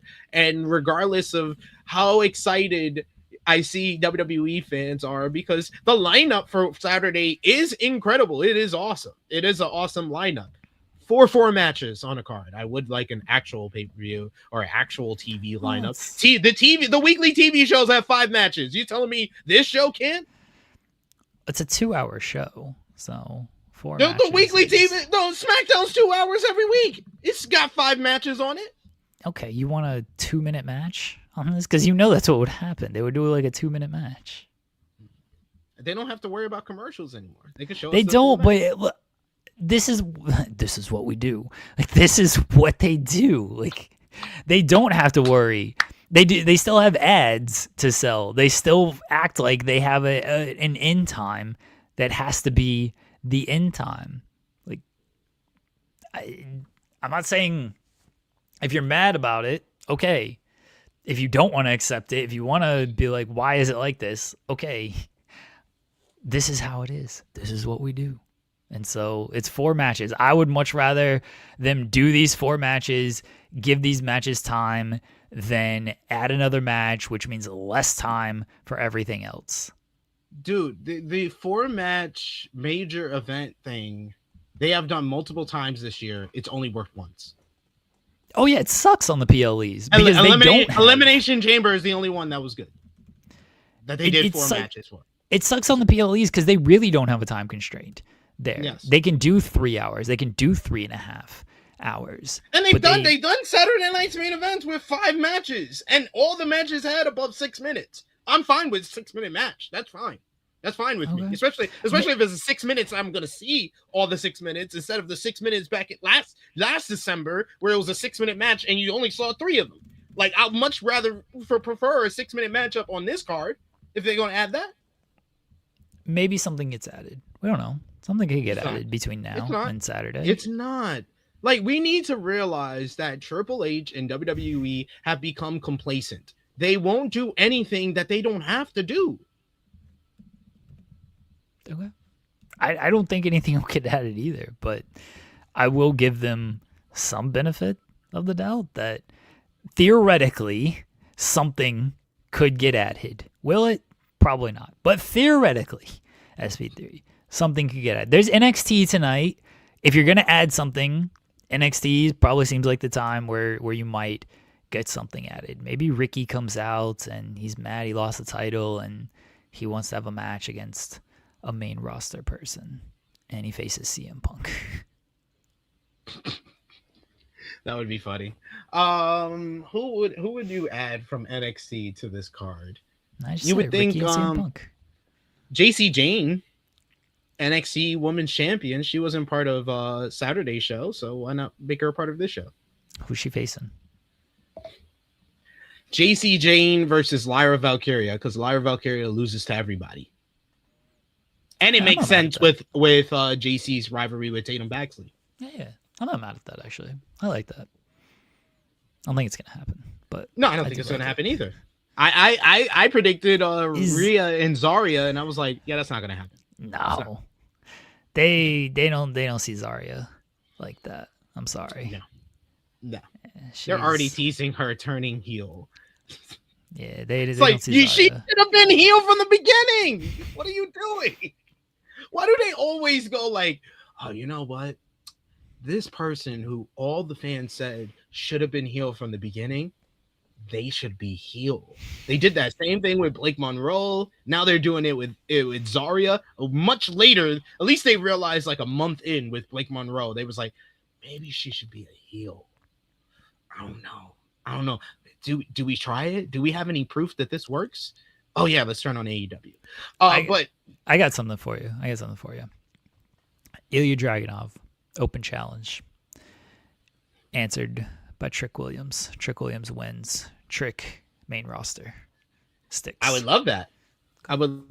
But unfortunately, they're building up rivalries with Tommaso Ciampa and Tama Tonga. I love the fact that no one seems to be mentioning, except for me, honestly, how WWE SmackDown have basically helped bolster the US mid-card scene on SmackDown by basically pilgrimaging the tag team division, basically stealing from the tag team division to help out the mid-card and singles division, and now the tag team division is basically non-existent. It's the MFTs and the Wyatt Six, because DIY, Fraxium, all these other guys are in this feud. Then you got Motor City Machine Guns feuding with the MFTs on the side as well. It's like they can't get out of their own way. They basically spike their nose to clean their face or something, like to cut off their nose to spike their face. There you go. They spite their nose to clean their face. I do like that. But yeah. I don't think that's the saying. I got it right eventually. This Gunther promo did nothing for me. He did what I talked about everything but the promo. Yeah, he did what I thought he was going to do. When Joel and I kind of previewed things yesterday, I was like, what I don't want, but what I expect is he's going to come out and give a short promo saying he's going to beat John Cena and beat him down, and then he's going to make him tap out. He gave the same call to statement after he beat LA Knight on SmackDown, and then as they did a backstage thing with him that was posted on social, same thing of like, I'm going to make John Cena give up, I'm going to make John Cena tap out. Okay, like on one hand it works because it's Gunther, it's short and sweet, you don't want him doing like a 10-minute monologue, like that's not really who he is, so I get that perspective of it. At the same time, like, it's John Cena's last match, this is the final segment, and you're giving me what I've already seen from Gunther. You're giving me what I already heard from him. I just need a little bit more. I need something off of the history of, who reference that you beat Goldberg. This is why I have no faith in the follow-up of them beating John Cena and Gunther retiring John Cena, is because like they follow up to Goldberg getting retired by Gunther was nothing. They don't reference that. They barely bring it up at this point. So I just don't have any faith that they're going to do justice of like, oh, Gunther is retired, John Cena, it's a big launching point for him. All right, sure. I hope so. Although I don't know if he needs a launching point. He's a former world champion and two-time world champion and longest reigning intercontinental champion. But I just needed a little bit more out of this. This was so just bare bones, basic, and I guess it was fitting for this retirement tour. But this goes back to the just whole issue of the retirement tour is you had 36 dates. You knew what these dates were. There should have been, Triple H and his dumb GPS of like, we're going to put in the destination and then there might be twists and turns along the way, but we know how we're going to get there. Your GPS this year was let's do a tournament and Gunther comes out. If that was the destination of like Gunther's going to be his final match, how do we get there? And you spent all year doing this and then decided, oh, we're going to do a tournament at the end. That shows that your GPS is broken and you need to maybe use MapQuest. Maybe map this out in a different way. Or you didn't have any destination and you were doing it week by week. And then finally you're just like, well, we only got so many dates left. Let's just do a tournament to figure out who the last person is. But you had no actual build for this match. You had no promo segment. I said this months ago when we knew what the deal was. No promo segment between John Cena's final opponent and John Cena. Nope. This is a man whose career was his promos. And you had no segment of them going back and forth and just doing something, because that gets a guy more established than beating John Cena at this point, because everyone beats John Cena. Because you know how I knew Austin Theory was going to fail? Because he got murdered by John Cena on the mic. Oh, he beat him at WrestleMania. It didn't matter. That mic segment and that little backstage segment between them told me, yeah, John Cena ain't it. Austin Theory ain't it. He's just not. Because he John can't. Don't believe in him. Yep. Yeah, that man stood face to face with John Cena and he cowered. He in his eyes, he knew, oh, I'm out of my depth here. And so once they got in the ring, yeah, he beat him. Fine. Big deal. Did not matter, because in that promo segment, he was completely shook. That's what and this is why you could tell Dom is more it. Because, yeah, Dom beat him, but at least in the promo segment, Dom was not scared. Dom stood there, did his promo, went a little bit back and forth with Cena. Was it the best material by both men? No, not really. But at least Dom had the confidence and the delivery of like, you know what? He's in there with John Cena, and he's holding his own. All right. There's something here with Dom. We haven't got a very good Cena promo since the Logan Paul feud. Yeah. That one where he ripped Logan Paul apart before Clash in Paris, which was in August. So we spent the last 4 months of John Cena's career without any memorable promos. Because the AJ feud was all done online. They didn't do any type of promos. The Brock feud was just there. It was 1 week he's here, 1 week the other. Yeah, they were never together at any point. And then the Dom feud again was good, but yeah, there was nothing like of a memorable promo between the two. So yeah, it just Triple H needed to take up like half of his promo time. Yeah, that's also Triple H had to. Yeah, Triple H had to make sure the crowd was cheering for John Cena. They pushed him to go out there. He didn't want to go out there. The crowd would not have known to cheer John Cena if Triple H was not there to tell him, "Hey guys, make sure you cheer John Cena. He's about to come out." This guy gets it. He gets where you're coming from. Yeah. Gunther promo was just all right. Fine. You told me what you already told me before. It's going to be a good match on Saturday. It's going to be a great match on Saturday, I think. Yeah. I think the way Cena's been working the second half of the retirement tour, it's going to be a great matchup. I think that Gunther has given us great matches every single week since he's been back. His Javon Evans matchup, he had a great kind of showcase for the young star from NXT. Then you had a great underdog story with Carmelo Hayes trying to get the victory and getting beaten in the end. And then you had Solo Sikoa, which was the best match of his career, which was more of a Haas fight. And then you had kind of a sports entertainer brawler versus the wrestler in Gunther with LA Knight, who had probably one of his best matches of the year against Gunther on Friday Night SmackDown. So love that matchup as well.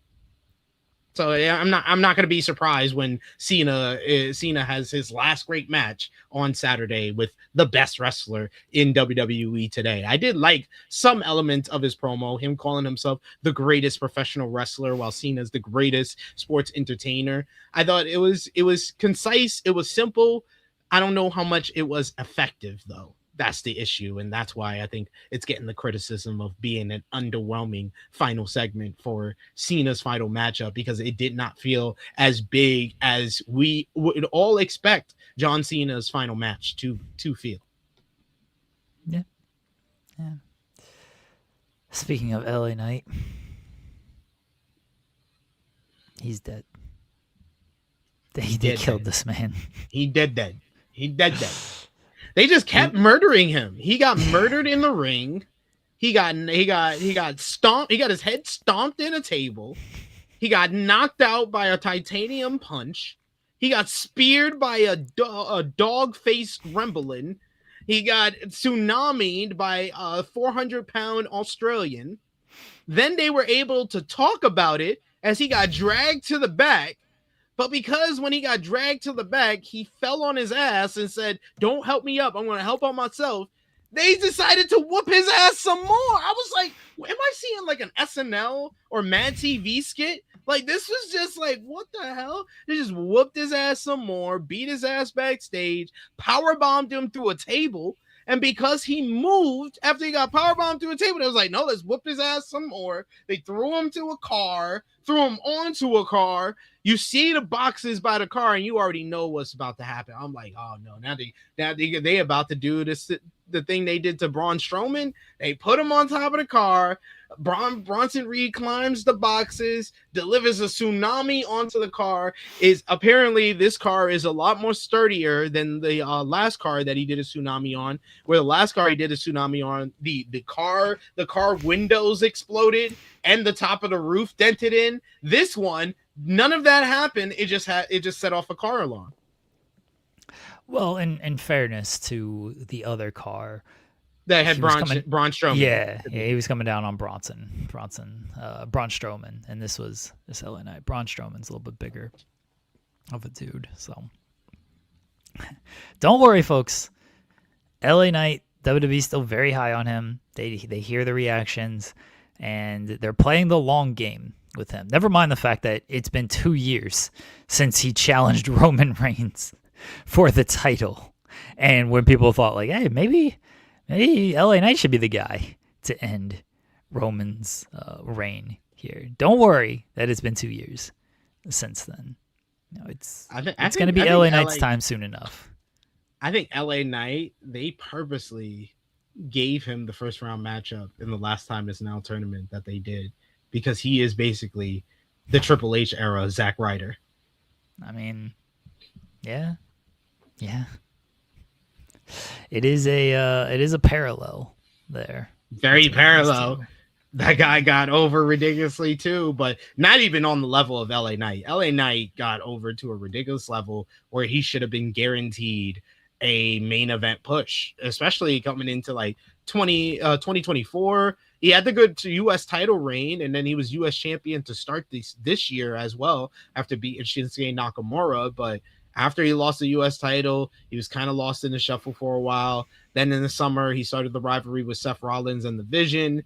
And now he's just been stuck in that orbit for 4 months without having no upward mobility, while Jey Uso's able to get world heavyweight title shots. CM Punk's the world heavyweight champion. Roman can come in and out as he's pleased. LA Knight's the only guy who's here every week and able to keep up on the main event standard instead of the guy that they chose over him, who is now in the tag team division again. Don't worry, folks. His time is coming. Long game, everybody. Like The Rock. When The Rock says he's the long gamer, he's also talking about LA Knight. It's push. Worked out well for The Rock, right? Yeah. They definitely capitalized on all of that and made good on everything and tied up every loose end there. Mm-hmm. I don't think they got a plan for LA Knight. I don't No, think I they know don't. what to do with him. I don't. think He they know what lost do to with him. Logan Paul last night, guys. Yeah. Logan Paul, who is going after the Intercontinental Championship and revenge on Rey Mysterio. I think that's a little down the totem pole for the guy who wanted the World Heavyweight Championship. Yeah. World title is probably maybe he gets the Intercontinental title at some point. It does feel like they're just doing. Oh, LA Knight's gonna beat, or sorry, Logan Paul's gonna beat Rey Mysterio to win this title and then lose it to LA Knight. It's like, wow, haven't seen that story before. It's like this feels eerily familiar. In the middle of LA Knight getting his ass kicked, Braun Breaker got on the mic and he's like, "Where's CM Punk? Where is he physically? Where is he mentally? Who is this guy coming out here? Isn't it nice to be alive in whatever city? Taking pictures. This isn't who he is. This is a fraud." I was like, all right, it's starting well. That's pretty good. And then he gave you rehashed Drew McIntyre material, and he gave you the worst promo prompt ever. I'm done with this promo prompt. I want the old insert wrestler here back. Someone's got to tell them if that's your promo, you don't get the mic tonight. I was like, when he cuts the promo, I'm like, this seems very familiar. I feel like I watched this on Wednesday, and I also had an issue with it then as well. I didn't mind. Like, I didn't mind though. Like, this is a fake CM Punk. Like, this isn't who he actually is. I'm like, all right, you know what? There's something there, because a lot of people think that of like, he was going down the right path. I like the crackhead line myself. That was Drew McIntyre's cutting room floor material right there. I think honestly, I think Braun executed it better. Sorry, I don't really remember Drew McIntyre saying that. I don't. Drew's Drew I thought had the better line, because he's like, you're straight edge and you don't drink and you don't do drugs, but you spend all your time in rehab. Like, that was a good line when Drew mentioned it. Then that's probably why I don't remember it. I much rather a proper executed one-liner, like, you imagine being straight edge your whole life but looking like a crackhead. I'm sorry, that's concise, to the point. Braun had more energy. I agree. Braun had more energy, more enthusiasm to him. That line hits better than the line you just told me about, Drew. That I honestly, and I remember a lot of promos from years gone by. That promo probably happened last year. I don't remember it because it wasn't that good of a line. It didn't leave an impact on me. This I will remember, the crackhead line. I don't like the whole AJ Lee thing.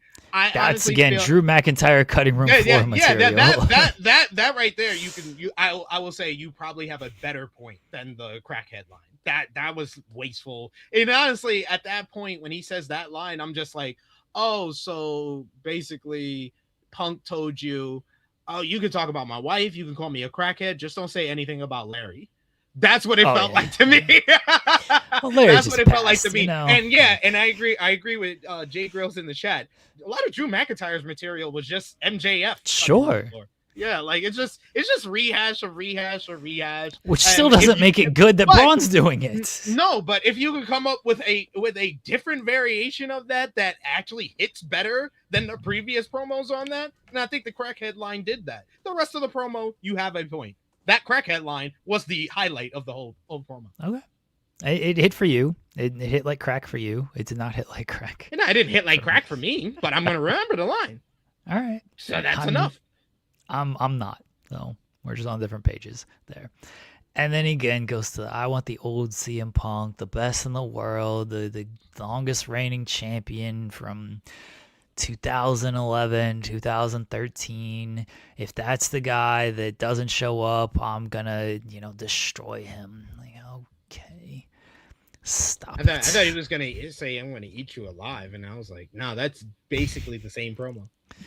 Stop the I want the old wrestler promo. I already went over. I honestly don't even think that you have addressed the biggest issue about this promo. What's that? Spear! One, Oh, two, yeah. three! I'd Spear! forgotten about it. One, That's two, why. three! Spear! One, two, three! Spear! One, two, three! That is the worst part of the promo. I feel like a lot of what you just said is nitpicking. The issue of this promo is that it was actually in a vacuum, it was actually pretty decent. Not as great as last week, but pretty decent.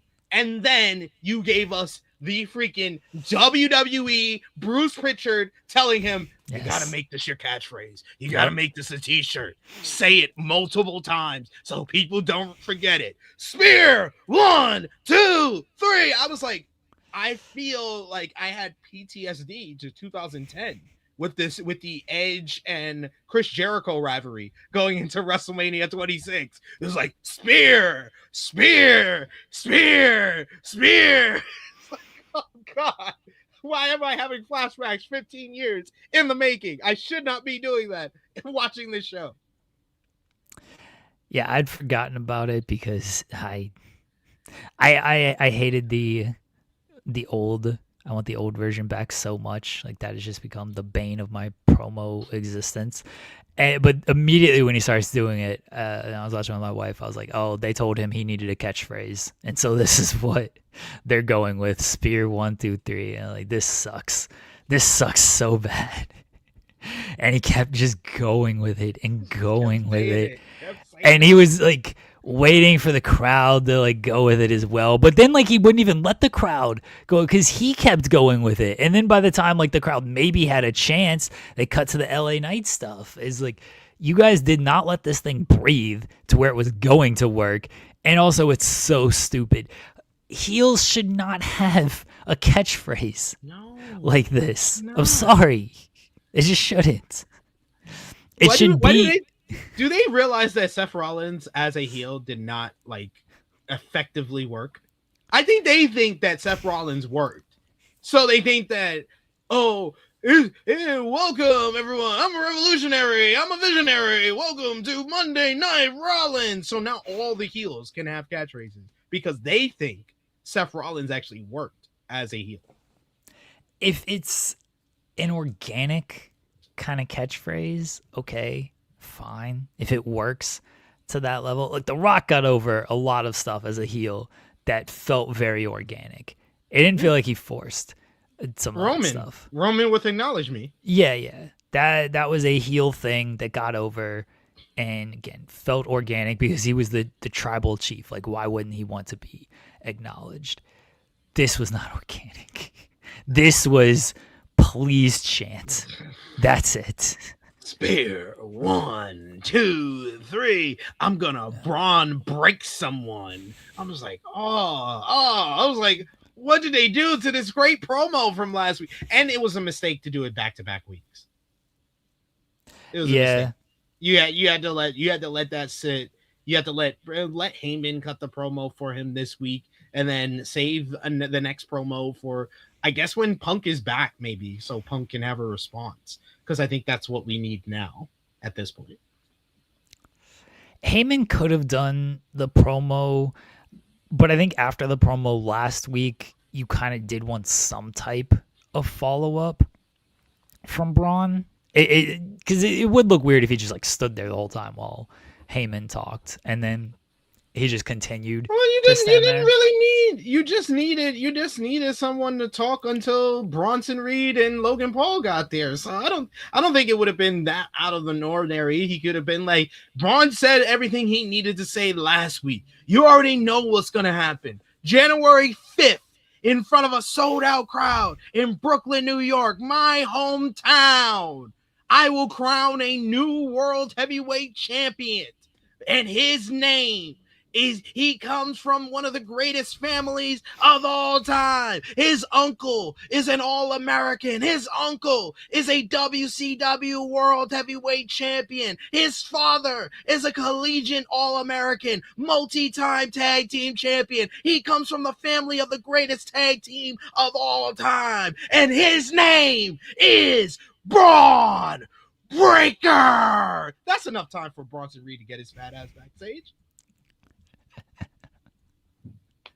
Is it? Yeah, I literally drawn out a couple of the words that I was saying to give him time to put the pedal to the metal and get backstage, so I don't have to cut this promo and Braun Breaker don't have to stand behind me too long. Or if you're gonna have Braun cut a promo, just have better material. Nah, that's asking for too much from this company. Yeah, I guess so. That was the main event stuff, everybody. Hopefully Punk will be back next week and he can give a retort. And I forgot. I don't know if you saw this. Did you see Logan Paul's interview where he talked about he wants fans to sing his theme song? Oh, yeah. I listened because Nick Khan was the guest. Yeah. He hasn't been watching my content. I've been singing his song for weeks. Humble. How can I look so good and so humble? How can I be so rich and so humble? I'm so humble. You're just one person, SP3. You got to get into the arena and start doing it. How can I be so good looking and so humble? How can I be so rich and so humble? How can I do this and be so humble? I'm so humble. Logan's got to pay you to get into the arena and get the crowd going during it. I'm trying to get you a gig. How can I be so good looking and so humble? I'm trying to get you a gig out of this. Yeah. Let me make this clip. Still humble. I'm still humble. It's just saying humble a whole bunch of... Yeah, he wants everybody to hit the humble. Humble. You gotta hit the humble on there. I'm so humble.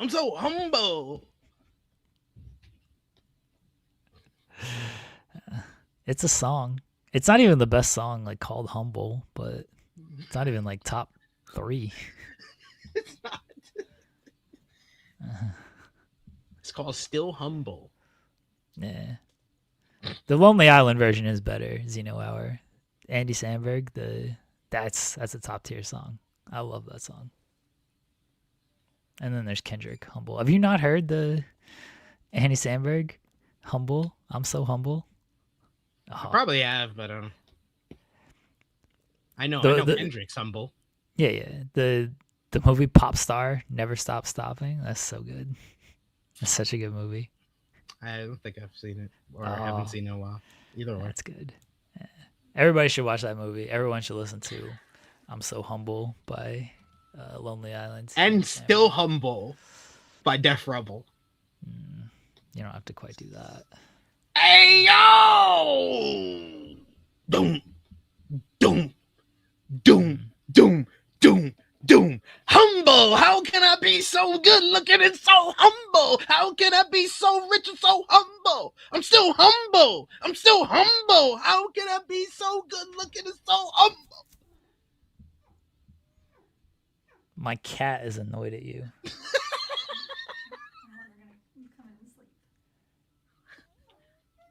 Can you hear her? She's like, what is this song? What are they singing?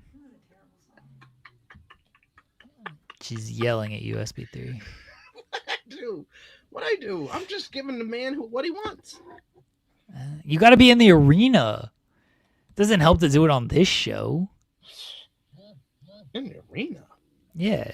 You got to go to the arena for this stuff, SB3. I'm good. The Usos are in the tag team division again, and they're going to face the New Day because... Sure. Hey, this is what I wanted at WrestleMania 41 instead of Jey Uso winning the World Heavyweight Championship. I'd much rather have preferred him win the Tag Team Championship. So I'd rather 1 year late than never. I think that this is the right decision. I thought AJ Styles and Dragon Lee have been really good tag team champions. They had another good matchup against the War Raiders last night that had a hilarious botch in it. Freaking Dragon Lee, stop trying to lift Ivar, dude. Like, yo, he was about to blow out his knees and drop Ivar right on his head. Oh my god. Oh, that was painful to watch at times, but still a good matchup between them. And AJ Styles is amazing for his age, and the fact that he can get up the way that he does on the phenomenal forearm is awesome.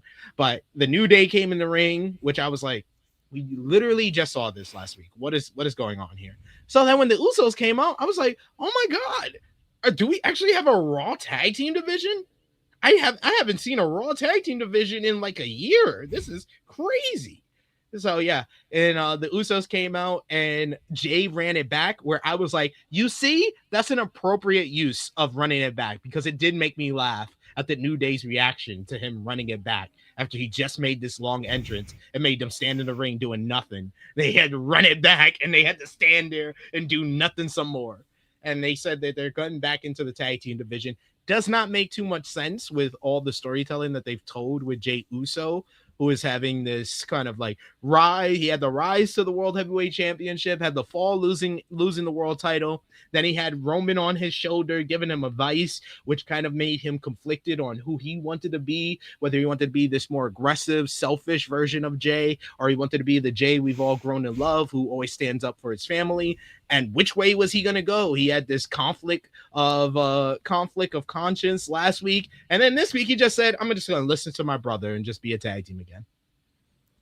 Okay. I mean, kind of a strange decision, but I'll take it. It all feels like it's just going to lead to a turn for Jay. Yes. Because this feels like a red herring. Yeah, Jimmy was like, we've been losing. We lost at War Games. Jay lost the title. Jay lost in the tournament. Jay lost this. Jay lost that. I'm like, oh, okay. Yeah, it just feels like this is all setting up for Jay to turn. I don't know how long this tag team run is actually going to last. But you know what? What I hope? What's so up? stupid. So stupid to turn the Usos on each other again. Because that's one of let's be honest though. No, let's be honest. That's one of Triple H's earliest booking blunders, is turning Jimmy Uso on Jey Uso. In the words of Dikembe Mutombo, no. Because you know what the turn leads to, SP3? You know what's coming up in April? You know where we get redemption for the Usos? Jimmy and Jay run it back at WrestleMania. One of the greatest WrestleMania matches of all time. We need to run it back at WrestleMania 42. But now, Jay is the heel and Jimmy is the baby. A completely different dynamic in this match. That is what we need out here. We're going to run back Jimmy and Jay. We're going to run back Cody and Roman on this show. We're going to run it all back at WrestleMania.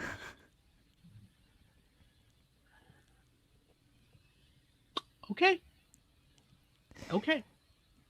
Get excited. Get ready. I'm never going to get excited about that. Get ready. Maybe Jimmy's daughter will actually watch the match now. She's going to be in the match. Oh. Yeah. Jay's going to call her out on a promo. She goes, my whole family turned against me. My own, was it niece? My niece wasn't watching the match between us. I ain't standing for that. We're going to do this again. And she going to be sitting her ass ringside. And she going to pay attention. We taking her phone. We cutting off the Wi-Fi in the arena. They're going to just run back. Recycle. It's not even run back. It's recycle. Let's recycle all this. Get ready. SP3. Uso and Uso 2 at WrestleMania. The reason why I'm not even arguing with you is because this is actually quite possible. You know it's possible. Exactly.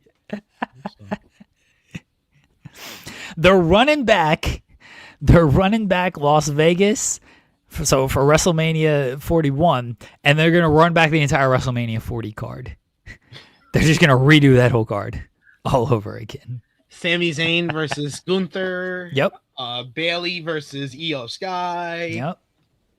Rhea Ripley versus Becky Lynch. Yeah. I'd be down for that again, honestly. Yeah, that was good. But yeah, sounds good.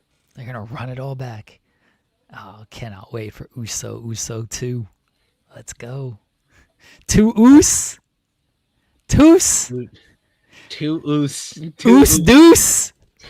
Oos the Deuce. It's going to be so good. I'm so excited for it. What else happened on this show? Stephanie Vaquera came out and was like, I need a challenger. And Nikki Bella came out and like, what's up, bitch? And then Raquel said, get the fuck out of here, and laid her out.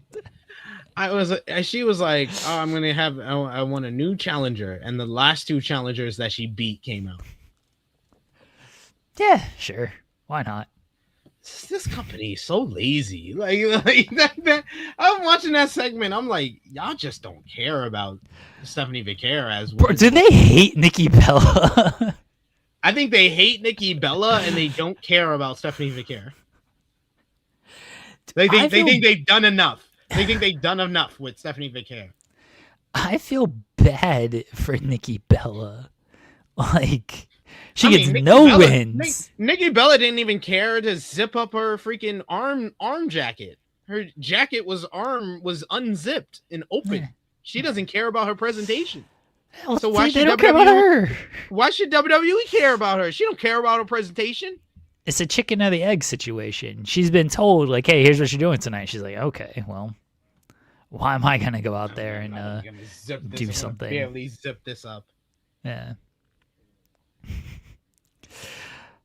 Man, I feel bad for her, man. Like, she's done nothing this year. No, nothing. She returned. That's it. Trish Stratus had a better return, and Trish was only there for a month. At least Trish did some memorable stuff. Yeah. Nikki she did her story and got the hell up out of there. Smart thing to do. Don't stay longer than you need to stay, because all WWE will do is diminish you slowly but surely. Nikki just shows up, gets beat, gets punked out. It's like, oh, all right. I want better for Nikki. I want better for Stephanie Vaquera. Stephanie Vaquera wasn't even part of the WrestleMania promo. She is not going into WrestleMania as Women's World Champion. I'm convinced. No. I'm convinced that Liv Morgan's going to win this title before Mania. Oh, you think it's going to be Liv? Okay. I can see that. You know it should be. Who? Tiffy Time. Tiffy Time returns and beats her. I mean, I guess she had a commercial. She had her own, yeah. She had her own commercial, talking in the bathroom about other people, saying it's all a work. I was like, yeah. When that line, I was like, oh god. When did you become the smart fan, the smart of the group? Like, what the hell? Yeah, when she was like, it's all a work, I was like, what? Can we not do that? Because she was shooting on the way to Mania this year. That's why. Hell yeah, rules. I was like, she knows when it's a work or when it's not. How's our finisher saying? I was never hyped for Nikki being back. Didn't expect much. I don't know what y'all are expecting. I don't dislike Nikki. Just didn't expect much. Sure, you could not expect much, but like, she is a legend, and she is a big reason why the women's division is in the spot that it's in. And she did bring in a ton of new eyeballs through Total Divas. I didn't expect like the matches to be great or anything. I did expect her to at least be treated as more than an afterthought of, you get beat up at every turn, you win no matches, and we're just going to lay you out whenever we can. Like, You expected her to be treated like a legend, like a Hall of Famer. Like even the ones that are lower on the totem pole have gotten treated better than Nikki Bella this year. yeah, it's like what are we doing with your? When It's like, oh, I didn't.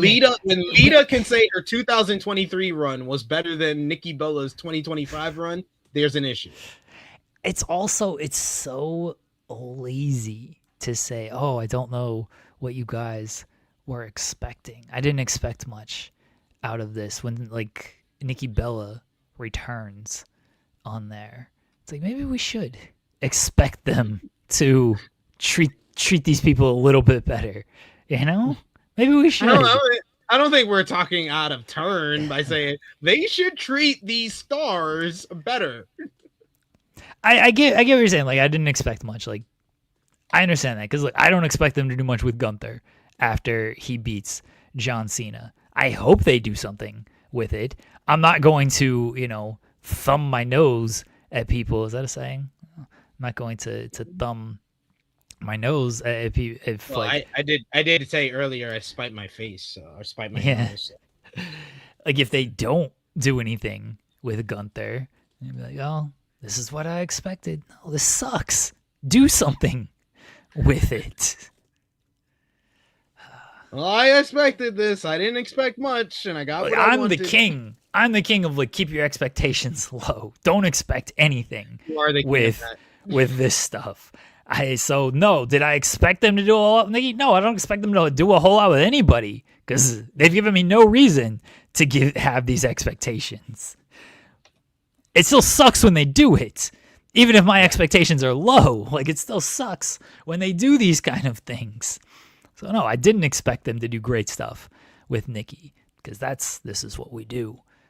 But come on, like that's an issue with the company. Again, that's just laziness on the company of like, here, you have a layup of a person here. You have Nikki Bella, a legend who you can tell plenty of stories with. And the best you're doing is giving her a title shot off of no victories because she turned. The crowd doesn't care, shocker. And then you're beating her ass in her next appearance and making her just be like, oh, she's some loser who just gets laid out. Like, okay. That's what you're doing with her. Yep. I didn't expect much, but you should probably just be better. You can still not expect much, and it still be below your expectations. I think that is a factual thing about this whole Nikki Bella run throughout 2025 is that our expectations were low, and somehow they still were not able to meet them. Yeah. Anything else happen on Raw that you would like to speak plenty about? of stuff happened on Raw. Well, there was some good matches on the show. I liked Io Sky and Kairi Sane. I thought they had another really good matchup, but I've seen it before. I thought Roxanne and Lyra was good as well, but I've seen it before. I thought LA Knight versus Logan Paul was good, but I've seen it before. And then AJ Styles and Dragon Lee versus the War Raiders was good as well. I hadn't seen that one before.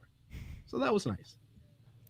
They continue to tease kind of the hierarchy of the Judgment Day out there because Liv was like, what are you doing, Raquel? Why are you just going out there going for the title? I love her saying, sister, what were you doing?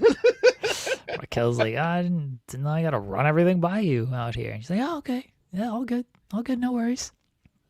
And then Liv was like, I'm going to help you, Roxanne. We're besties now. It's going to be great. She did. Roxanne got a victory. That doesn't happen often. That doesn't, unless against the other person from NXT who never wins, and that's Lyra Valkyria. Yeah. Lyra Valkyria never wins. As Lyra Valkyria, I want to know this. As Lyra Valkyria, I know she won like maybe one matchup when they were building up to the Bayley and Lyra versus the Judgment Day tag team match that they did a couple of weeks back. But I'm pretty sure she's only won like one singles match since she lost the Intercontinental title.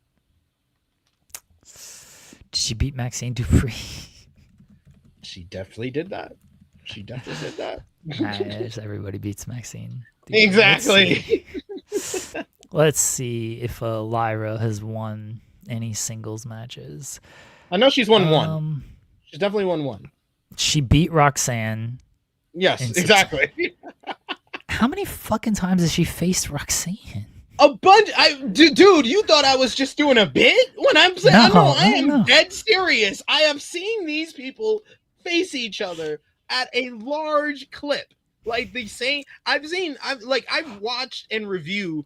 You guys have to understand. Let me tell y'all. I kind of have to have. I would probably have to have PTSD at this point, because for every single episode of Monday Night Raw this year, I've had to talk about it upwards to 2 to 3 times a week.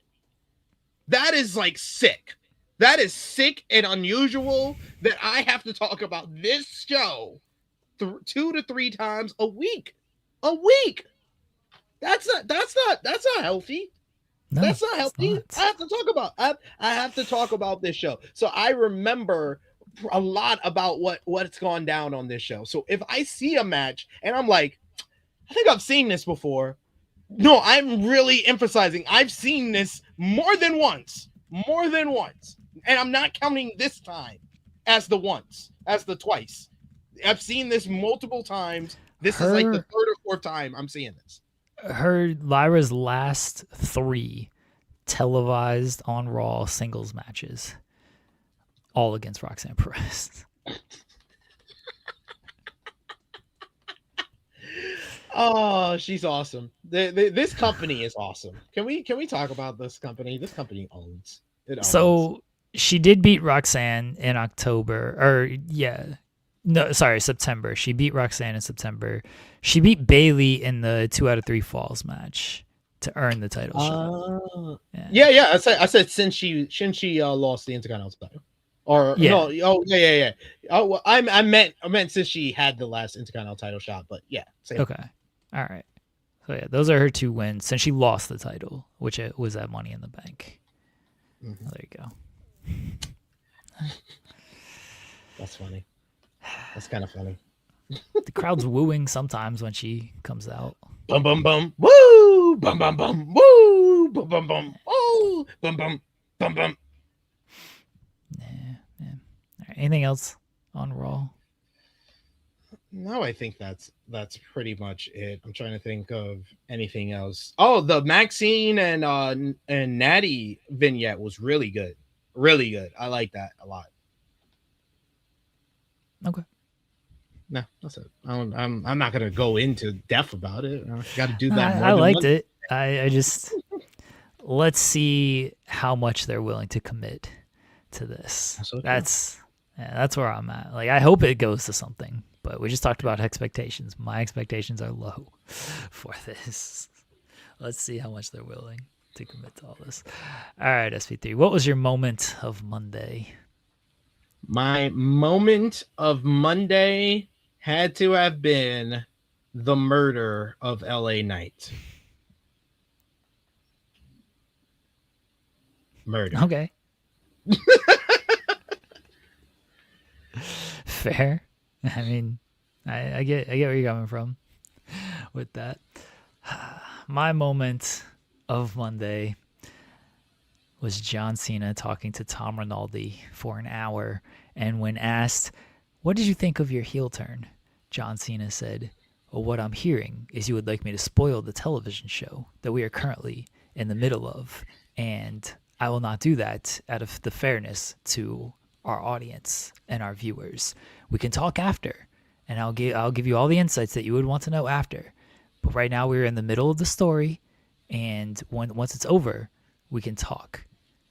But let's see how the story plays out." What a great answer. What a great answer. Oh, Cena. What a jerk. That was a jerk-ass answer that he tried to make sound nice. He rolls with these questions. Or with these answers. He does answer some of the questions with a question, but he rolls with these answers, man. He's so diplomatic. My favorite one legitimately is your biggest rival, and he's like, the entity is my biggest rival. Every night I go out there and I have to fight the crowd, and I This don't dude know is if they're gonna. talking. This dude is talking like he's talking about the mind flare from Stranger Things. Like it's the mind flare. You don't see it, but I can. It's so King Potato saying Cena is such a boring interview. You know what you're getting out of Cena based on how he is dressed. Because he was on Rogan's podcast and he wore his hat, he wore his t-shirt. It's like, oh, John's a little laid back here. Talking to Joe Rogan and his grifting friend, as Hinchcliffe was on there. Like, okay, all Yeah. right.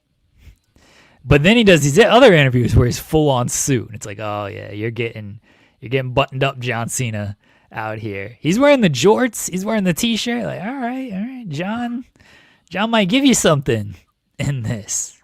He's wearing the suit. You ain't getting nothing out of this Ain't man. getting nothing. Nothing. Rules. Absolutely rules. All right, SP3, what were your top matches from the weekend? All right, top matches of the weekend for what is today? December 9th, Yes. 2025. I got to pull up my list. You should have gave me like a warning beforehand so I can have the list ready. Now you have to do the prompt again, I guess. I don't No? have to. I mean, Okay. it's not like I don't cut the prompt. Oh when I yeah, do the oh yeah, short, you gotta so. edit. You gotta edit it anyway. All right. Yeah. So I got honorable mentions this week, Jeremy. I got 3 honorable mentions.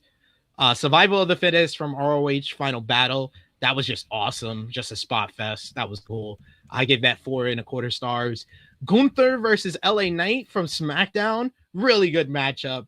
I thought it was one of LA Knight's best matches of the year. I gave that 4 stars. And the Men's Iron Survivor from WWE NXT Deadline, I thought was probably the best wrestling on that entire show. I gave that 4.25 stars.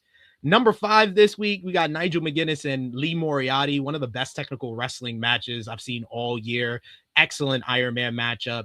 I gave that 4.25 stars. Number 4, Mercedes Moné and Red Velvet. Want to talk about the most surprising great match I've seen in quite some time? I thought their match on Dynamite was really good, but this was even better. I gave it 4.25 stars as well. The Women's Iron Survivor. The Men's Iron Survivor had better wrestling. This had the better layout and execution. And the story of Kendall Gray coming from behind, picking up the win, getting the shades of gray. And my girl, I try to tell y'all about Kendall Gray. Y'all ain't listen about Kendall Gray. Welcome to the Gray regime. 4.5 stars.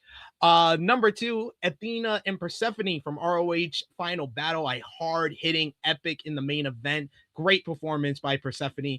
4.5 stars. And the match of the weekend, Konosuke Takeshita, Jon Moxley, AEW Collision, Continental Classic, one of the best TV matches of the year. Just a strong style, New Japan style main event, going hard hitting, the double stomp into the apron, the selling of the knee, both men working on one leg, the Moxley sell and collapse at the end. Just so superb.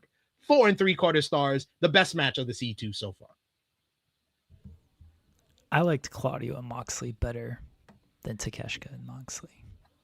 That ain't got nothing on it. I gave Claudio and Moxley 4.25. This is a 0.5 star better. That matchup ruled. I mean, I liked Claudio. I mean, I liked Moxley and Takeshita. You know how I feel about Takeshita. And we talked about it last time. Like, Moxley's making a strong case for Wrestler of the Year here at the end. Something about Claudio and Moxley was just like very much up my alley. I loved Claudio and Masquerade Dorada. I just had to show love to a bunch of other shows on my list here, but Claudio and Dorada any other week would be a part of the top 5 because that was a great styles clash of the ultimate base and power guy of Claudio going against one of the best luchadors and high flyers in the world. And then the surprise finish at the end was just the cherry on top. So that match was excellent as well. That deserved to be an honorable mention as well, but didn't have too much space. You can do as many honorable mentions as you want. It's fine. All right. Claudio and Dorada, 4.25 stars. All right. Anything else that we need to get to? I think that is all for today. Let's check the results of our poll question here. Your favorite John Cena match in this retirement run, which There's been a lot of them, folks. There's been a lot of great matches. But your favorite? This is very close. Holy shit. This is the best poll question I've ever done. See, smart move, man. Tied at 20%. Cody Rhodes at WrestleMania. Randy Orton at Backlash. At 27%, Brock Lesnar at WrestlePalooza. And your favorite match of the John Cena retirement run, R-Truth at Saturday night's main event. Fair. People wanted all them callbacks to the Capital Punishment Classic. That's right. That is right. What did we accomplish today, SP3? Not much. We talked about the NBA Cup and gave our predictions for the quarterfinals. We talked about who we thought was the most disappointing player in the league. We touched on the fact that you have made your way into the 4th season of Atlanta, my second favorite season of Atlanta. We also talked about John Cena and his impeccable way of doing interviews and giving very long-winded answers that aren't really answers to the question that he was asked. And we also talked about last night's Monday Night Raw, as it says in my headline, a ho-hum episode of Monday Night Raw with not much happen outside of Jey Uso being demoted and LA Knight being murdered. And the Clippers suck.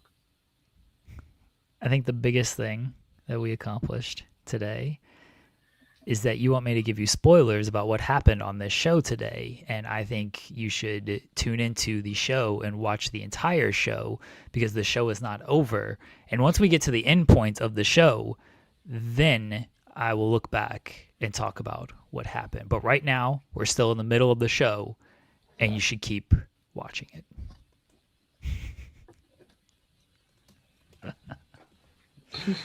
That's it. That's what we very well said today. Very eloquently said. All right, folks. Oh, we're gonna wrap up, but every hello, time. Sean. Oh, okay. Hello, Sean. How are Hello. you? Hi, Sean. Good.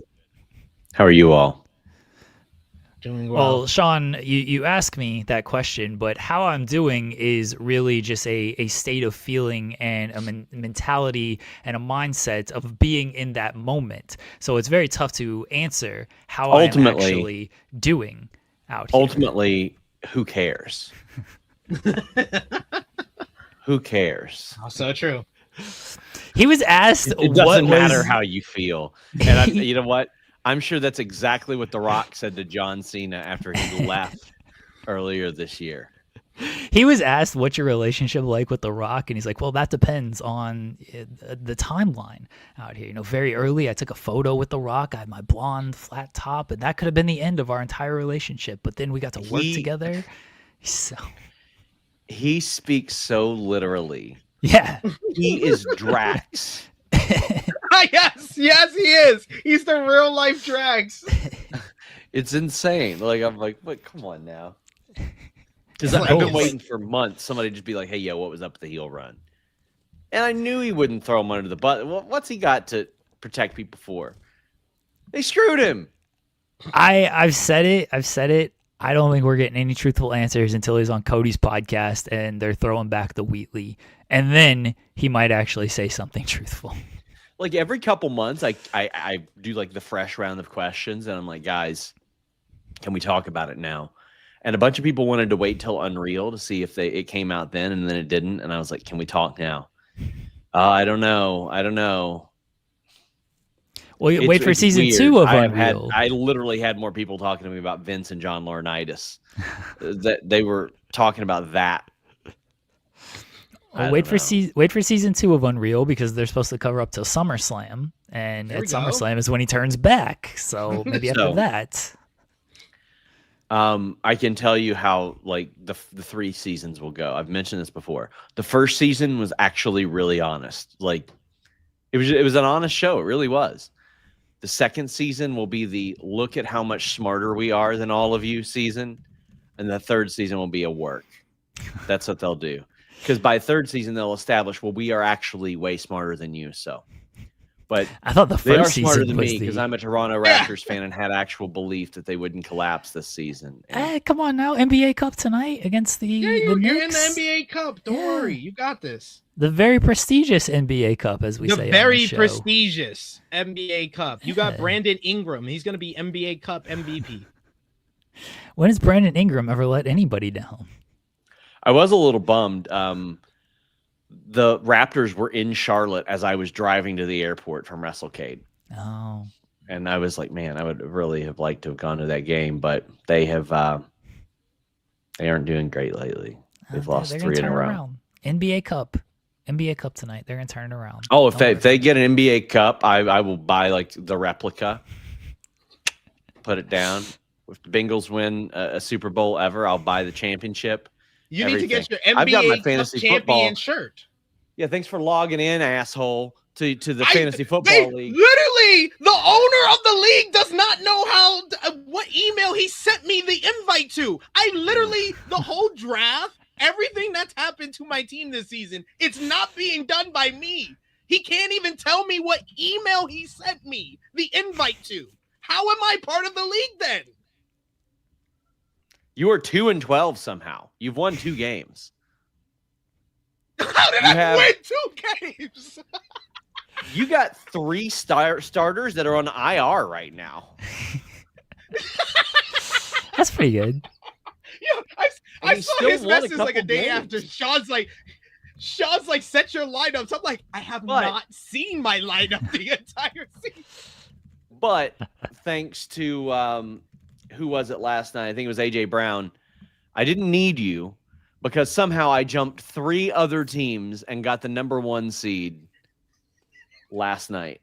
So that's awesome. That's awesome. Let me tell you, listen, I like these gentlemen that invited me to a league, but I took great pride in winning every single league I've ever been in at some point. And I joined 2 new leagues this year against my better judgment. One of which was with one of my best friends, and he did this tight end boosted IDP league where the IDPs all get like 20 to 30 points. And I'm like, it's just who has the best defensive output for that specific game. Like, it's what linebacker is playing for the team that can't tackle on the defensive line the most. Like, that's all it is. It's not, there's no skill involved. Luke Kuechly would have been a beast in these things. Then the other one I joined is a 3 flex 10 team league. And I'm like, what's the point? Yeah, I do 1 league. I can't do like 5, 6 I'm in leagues. 4. I will not be in 4 next year. It's too many. Disappointing. I'm leaving. All right, bye, Sean. Have a good day. Sean. Hey, got me to give another rant on this show. I was gonna ask him like a very serious question, but now I don't remember what it was. So now, unfortunately, everybody will never know the very serious question that I was gonna ask Sean. Maybe he'll show up tomorrow, and I'll get to ask him. There you go. Yeah. There's always an extra time. It's always next show. Every day's WrestleMania around here. You know, that's how I wake up and treat it. Every day's WrestleMania. All right, SP3. Let the people know where they can find you at.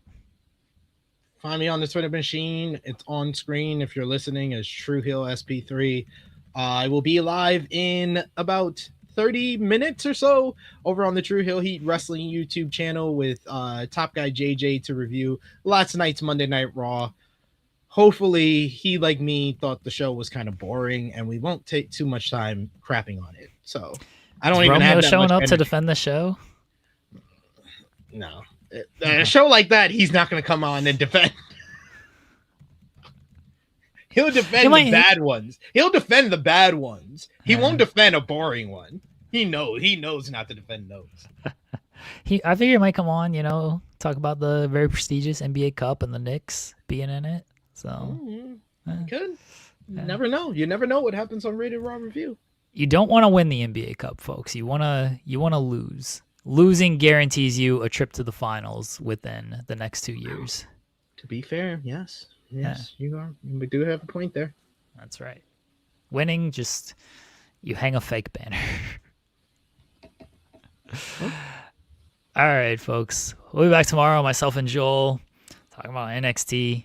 I guess see how I can work John Cena into the thumbnail and the headline because that is my goal for this week to work John Cena into every single. Kendall Gray supremacy. Will Kendall Gray surpass John Cena? That'll be the thumbnail. 18-time champion. Yeah. That'll be the thumbnail and the headline. That's my goal for this week. I don't know how Thursday is going to be tough because AEW. So I need something to happen on Thursday that I can work John Cena into that one. Did you call out Joel for his lack of Kendall Gray knowledge yesterday? I called him out the other day when he didn't know she was part of the Kurt Angle family. Yeah, I saw that. You did good. You did good there. I did call him out. I did call him out yesterday. Yeah. I did call him out yesterday. Because I gave you credit yesterday because I every time Kendall Gray comes up, I try to give you credit of like SP3 is like first on the Kendall Gray stuff. So I called him out on that of just like, Joel tries to downplay everything. Like, oh, okay, fine. And, everyone knew she was good. I'm like, I don't know about that. Like, they wasn't in there watching Evolve. Come on now. Everyone knew she was good. Exactly. Ain't nobody watching Evolve. So I always give you credit when she comes up because you were very much first on the Kendall Gray stocks there. So thank you. I own all the stocks. I was selling them. I sold big. I did see you like selling ahead of time. People got in early, and then she won, so the stocks only went up. Like exactly. They were. Smart. They already made. There was a few people who were smart who just saw this tweet and they were like, "Oh, I want some stock," and not enough people. I'm still floating in the money right now. I'm like, they already made their money back just off of one. They made their money back in like 6 hours with that. So they could keep it, continue to make money because I think the stock's only going to go up from here. But if they want to cash out now, again, they've already at least doubled what they had. So exactly. Smart man. Talk to SP3 about Kendall Gray stocks. They're a little bit higher now than they were on Saturday afternoon. You got to get in early on this stuff. All right, folks. We'll be back tomorrow. Myself and Joel talking NXT and somehow working John Cena into that whole thing. And that's all. I don't know. Nothing else out there. All right, folks. Appreciate it, everybody. Appreciate the love, support. Enjoy the wrestling tonight. Enjoy the NBA Cup, the very prestigious NBA Cup tonight and tomorrow night. If that is what you are choosing to watch, that is what I will be choosing to watch. And we will talk to everyone tomorrow. Bye, everybody.